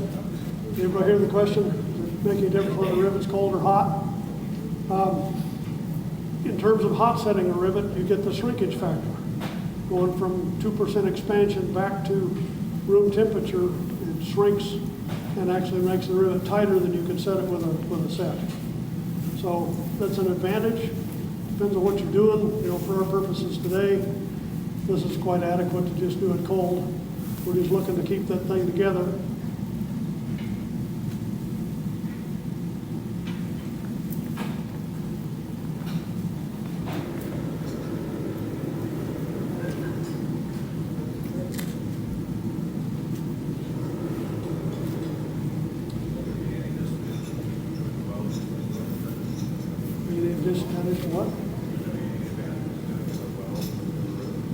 Yeah, just we didn't have the, his question is, would it be an advantage to weld it rather than use the rivet?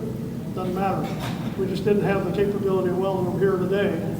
So I figured it was good practice for everybody to set a rivet if they hadn't done that before. Wouldn't it be an advantage with the rivet if it opens up a little bit, you can draw it back together? With the rivet? Yes. Sure. One of those that you pointed out, one of them was gapped a little bit, so the rivet tightened it up and just increased our grip on it a little bit.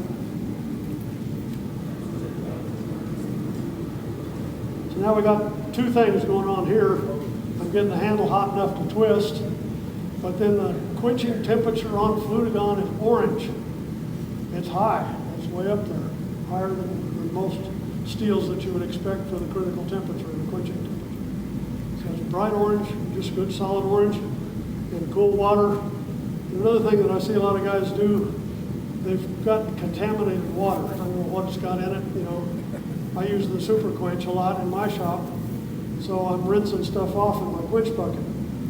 That doesn't do a good job of cooling, and you're using water as a quenching medium. So you need to have clean, you know, relatively room temperature water to quench in, not something that's contaminated with who knows what else. Does it make any difference if you do your final quench with the blacksmithing oil close to the water for this Atlantic-33 is a water quenching tool still. It's made for water quenching. And no temper, that's the neat thing, no temper. You just quench it, you're ready to use the tool.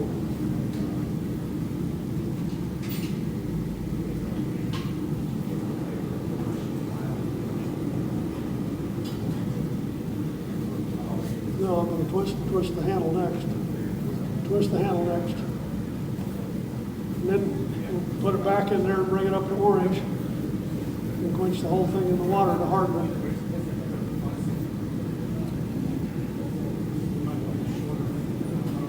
A little time.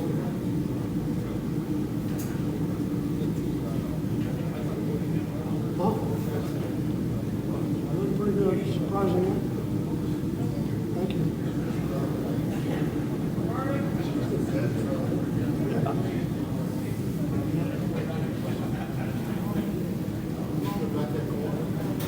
Had to build a whole nother one.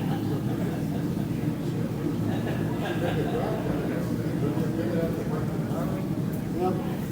Now I'm going, for the sake of not cooking this too much, I'm going to do this at a little lower temperature than you otherwise would do a twist. Doesn't matter which way. We just want the handle flat in reference to the operation of the tool.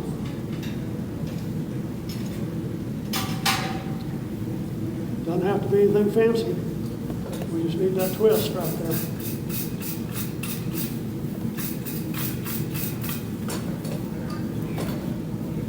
Wouldn't have to be that tight to the rivet. Could be, won't hurt either way. You know, if that twist's in there that close. But that'll guarantee that you don't have that shock transferred up into the handle on the tool.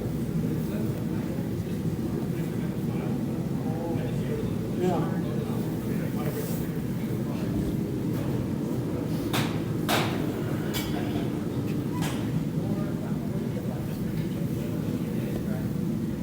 So I'm squeezing the rivet in the vise.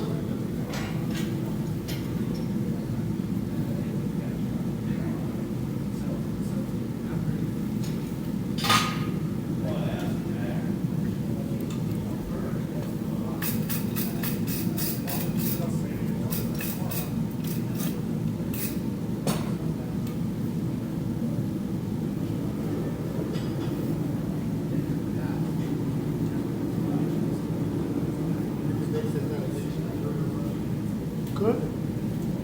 Yeah, Joe asked, could you make the handle out of bigger material? Yeah, you could, except that based on our half-inch square fuller in the tool, you'd have to draw the end down that was going to wrap around the tool at that square fuller. Then you'd have a wider handle. That would certainly be acceptable. But I didn't want to have to make all these draw stuff down to accomplish this today. Yeah, Wes? Do you care about how fast you break that up to temperature before you finish? Better to do it slow? All right, that's a good question. We'll just check it. That's the color we're looking for right there, that orange.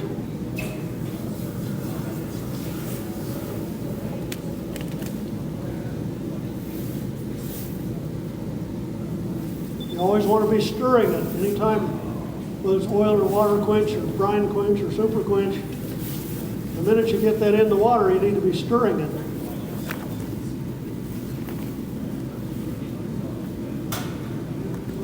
If you hold it still if you're holding it still in the quench medium, it can boil the water around where the tool is, and you don't get the good heat transfer. So, the minute it's submerged in the quench, you want to be stirring it pretty dramatically. Now back to Wes's question on the time involved in heating it. And the answer to that is not particularly on this cross section. Anything less than an inch is going to heat fairly consistently. It doesn't matter. Doesn't matter.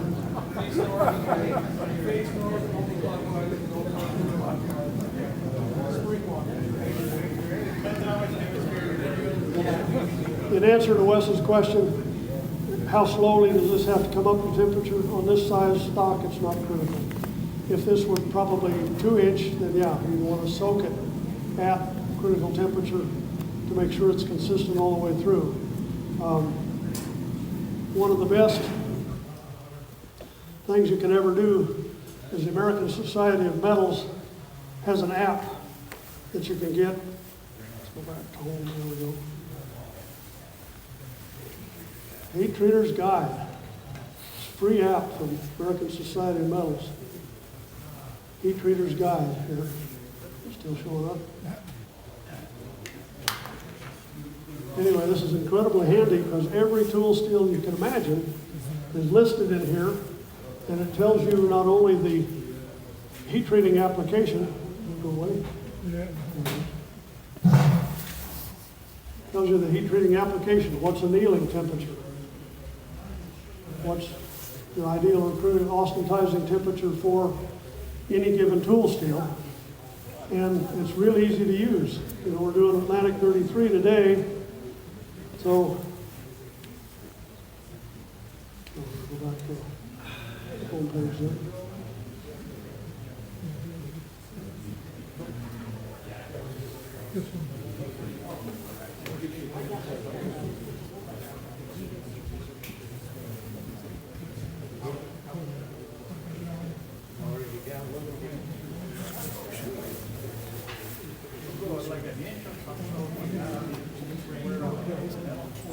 You could, yeah, you could make it out of larger tool steel stock, whatever.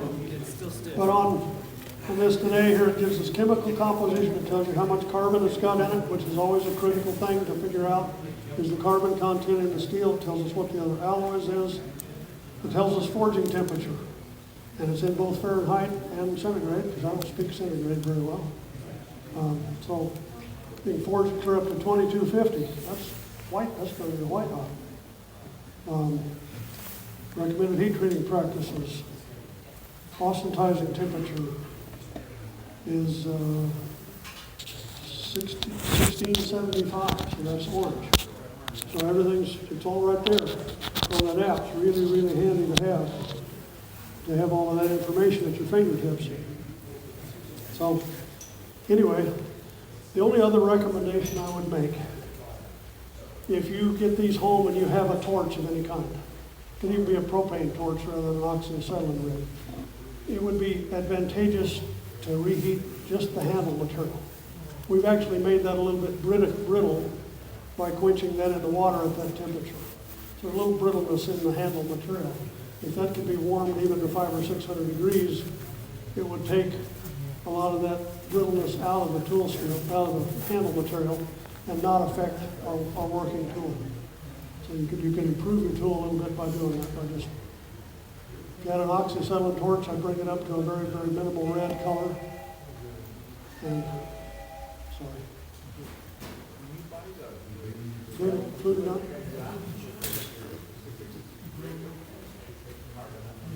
No, you just ask for Flutagon. You know, it's what this stuff is Flutagon. And like I said, Coal Iron Works is the only place that had a good price on it. But these are ready to work. These are working tools now. I was surprised you heated the whole tool body instead of just the working end for the quench. As a non-tempering tool and as tough as this stuff is, it doesn't make any difference. But that's also the reason. Well, that's why I paid attention to dressing the back end of the tool. Because it's going to be hard enough as quenched that you could tear up a hammer with the back end of the tool if it had not been dressed properly. So, ready? I heard Dan Boone say why they made this Atlantic-33 Flutagon. What would you do? Would you have to read? I don't know. I don't know if it's something he made up at his demonstration, but he told us. Well, Dan Boone is famous for doing these dragon heads. He lives in Maryland. He exclusively uses Flutagon for all of his punches and chisels and so on and so forth. There must have been a reason why they ended up with that Flutagon. I don't know what the answer to that is. I probably ought to call him up and ask that question, so I know. And at this point, I don't. Yes, sir. Would you say the best source for getting it was? Cole, C-O-A-L, Cole Ironworks. They had by far the best price on it of anybody that I found.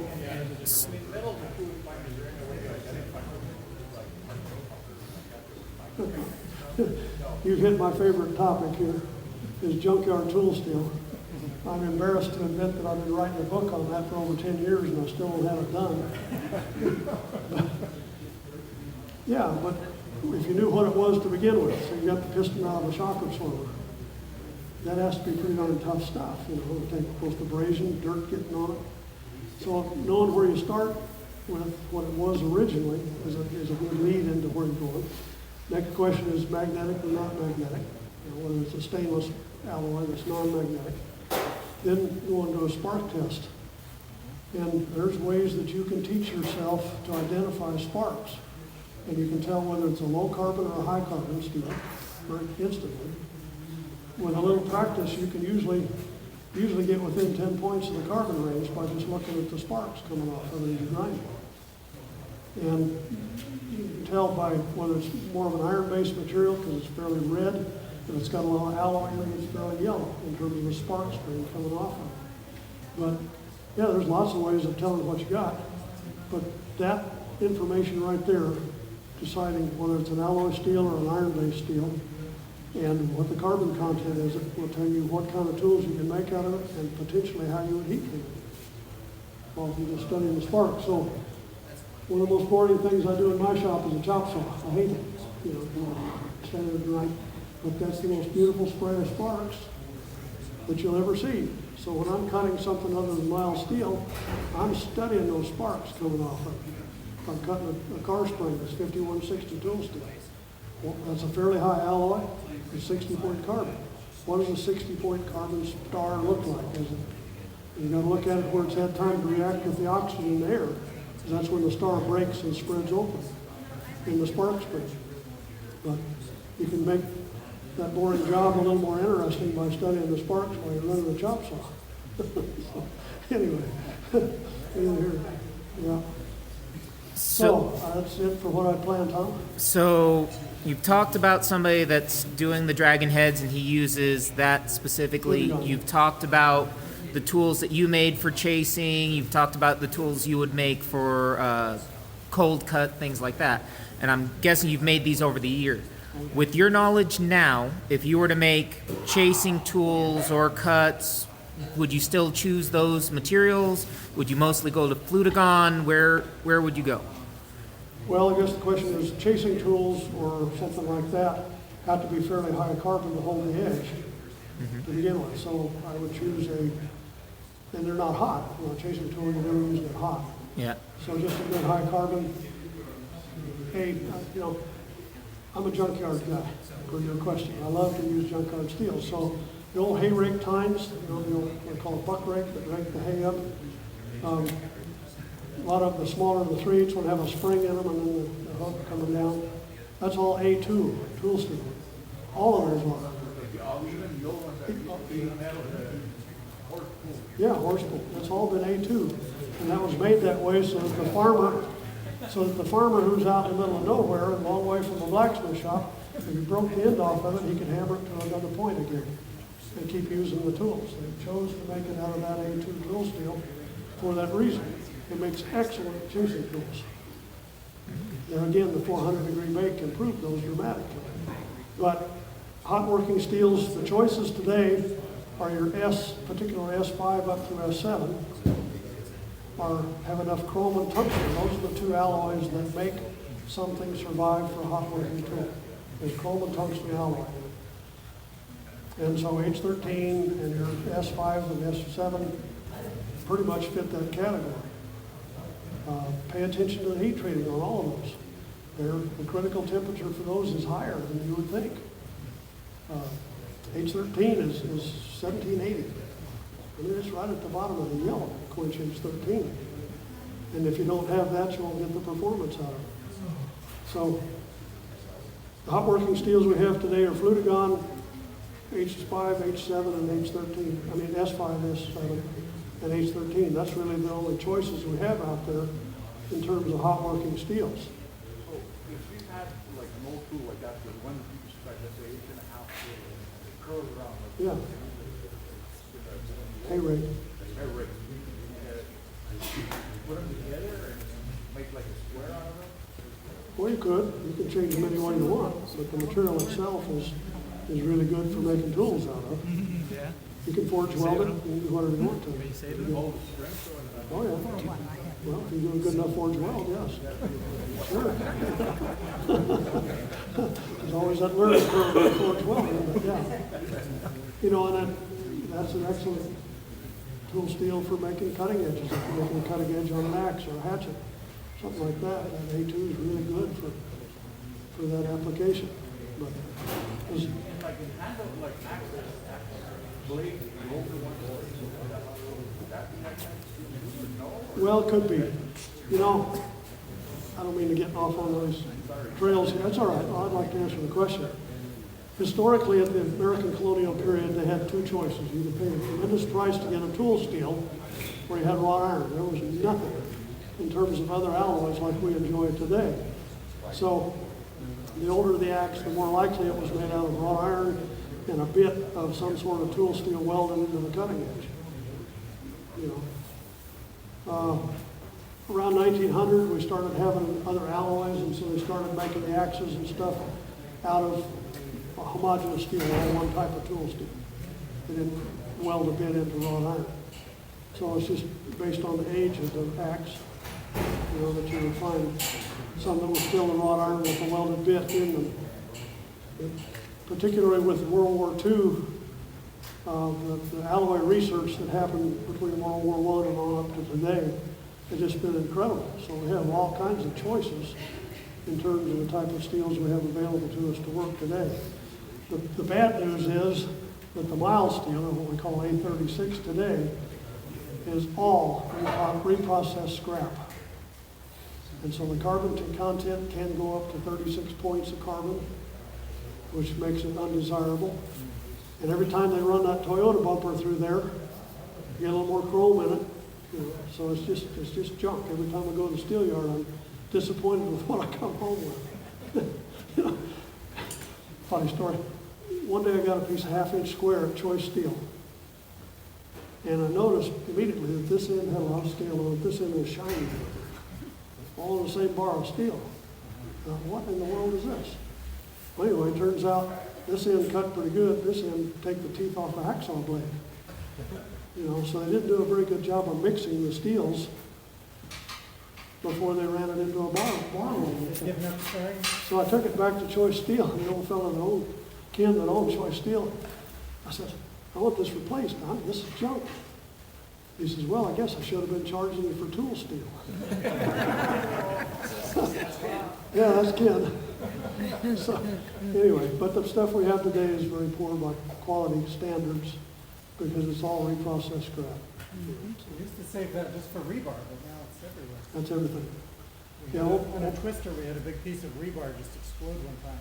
Old twisting, and then it just boom, like 5 or 6 pieces shattered. That's fairly typical. So anyway, any other questions? We'll get going here. I don't know what, we're going to start forging now or do something else now. How well does this stuff perform for cold work? I know it's a hot work steel, but It works if I'm really lazy and I just got the one tool, I want to be on everything because it works. very well, very well. Works very good for cold work. I use the same chisels for hot work and cold work under the treadle handler all the time. Seems to work just fine. Yeah, seems to work just fine. So, all righty. Well, thank you guys. Appreciate it. Thank you. Thank you.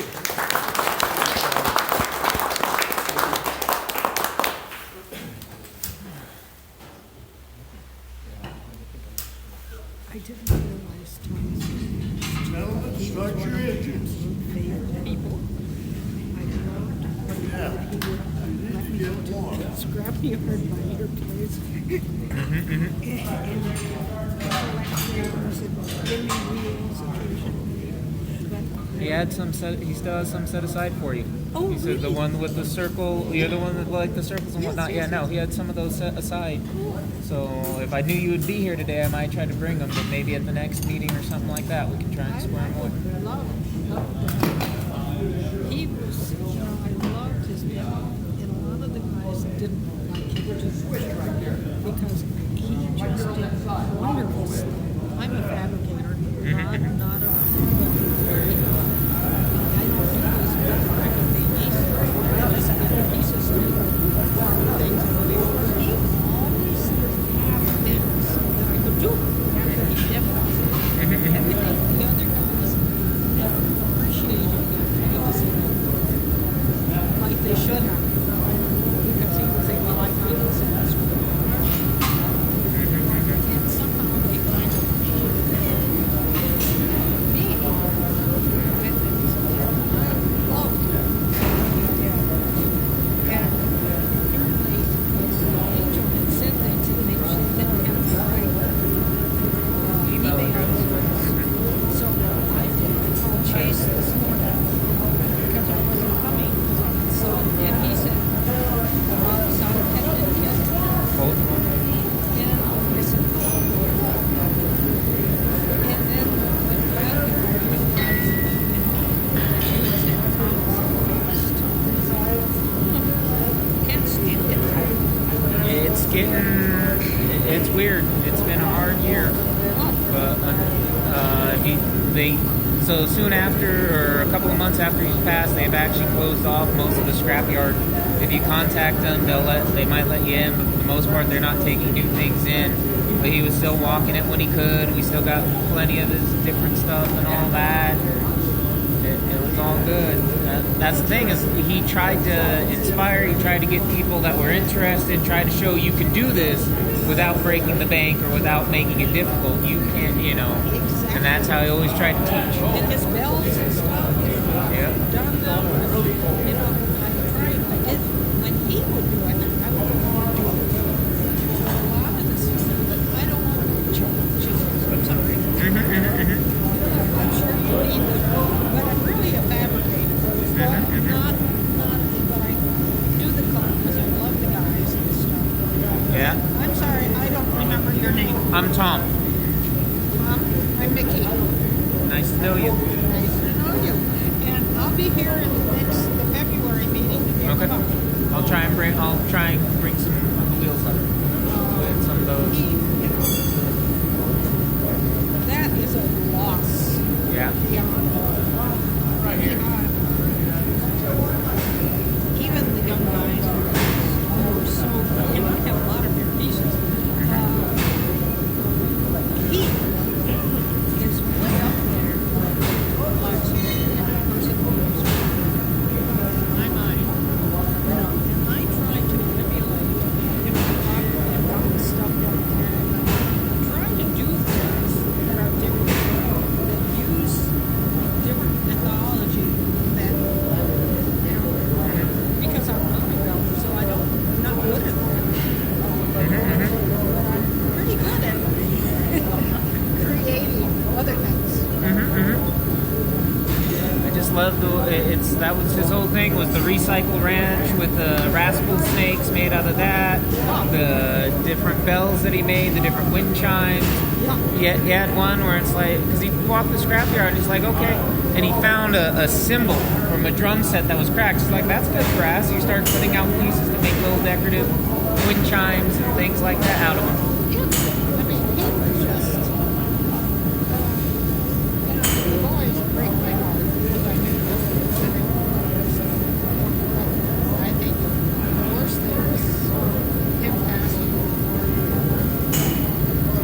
set because he'd finally got his shop set up. He'd gotten power out to it. He'd gotten 2 power hammers, and he's getting the pieces and all of that squared away. And then this thing hit us from the sidelines, and we were just dumbfounded. You weld and stuff? I was one of his minions. I was one of his students. So I'd go down to his shop from time to time. Oh, yeah. His wife wants us to try and, at least with the college that was there, if there are people that want to learn blacksmithing and whatnot, she's saying, if we can keep it going. So there's 2 of us minions that are still in Albuquerque and one that was, or in New Mexico, and one more that was learning. So we're working on it and trying to keep it going. Keep it going. If you need help, let me know. Will do. I don't have any money. I can certainly send you other things. You know, I'm so old. We're not too worried about it. We're just trying to keep the interest and get the time to do it and all that stuff. There it is, the time now. That's what we're doing now. I'm alone, so I have to take care of all my land and everything myself. That's the only thing I keep telling all the people I know that are getting close to retirement. It's like he put his retirement off, so-and-so put their retirement off, and then that time ran out. It's like, no, enjoy it while you got it. Work on the shop while you can. Well, I've been doing my shop, and it's in terrible shape. I work all the time. I can't when it's so hot as I do. Oh, yeah. And I tend to get pneumonia. So I don't dare do that in the summer. I'm out there doing metal, making crows and ravens and rabbits this tall. You know, I do crazy things. And I do a lot of abstracts, which people don't like. They want it. What is it? But it's the thing that I've learned is it's art. There are certain things, because Thomas found me when I was down at New Mexico Tech, and I was taking metal arts and lapidary classes and things like that. And, you know, I made chainmail bracelets, I made necklaces, I made this, and there were 2 or 3 of them like, oh, this just doesn't look right. And my other teacher, you know, Gibbs slaps me in the back of the head and says, put it out there to sell. Just do it. Okay, what? And twice, those things sold before anything else. And she's like, you see, different people, different tastes. Don't question it. Don't worry about it. If you want to make it, make it. I do it. And it's interesting. People will see it, and then 2 weeks later, they'll come and buy it. So everyone is different. Yep. Yeah, that's the right thing. You say you're Thomas? Tom. Just Thomas? Yep. My mother used to joke. She says, I'm not a turkey, so I wasn't Thomas. And I wasn't a cat, so I'm not just T-O-M. I'm actually T-H-O-M. But the other thing, one day she was mad at me, and she looked at me, and she's like, you know, I knew you would be an ass. I just didn't want to put it in your name. And I'm like, oh, thanks, Mom. Yes. I have a daughter that's on my back all the time.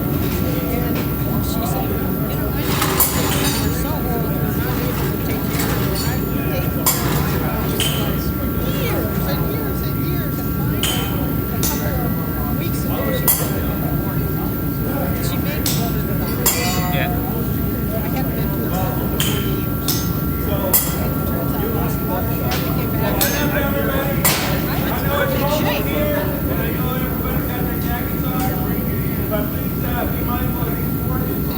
Not everybody's, most people are wearing gear. And we don't need any accidents. Or the same thing I'm wearing, yeah. I'm not afraid of snuff like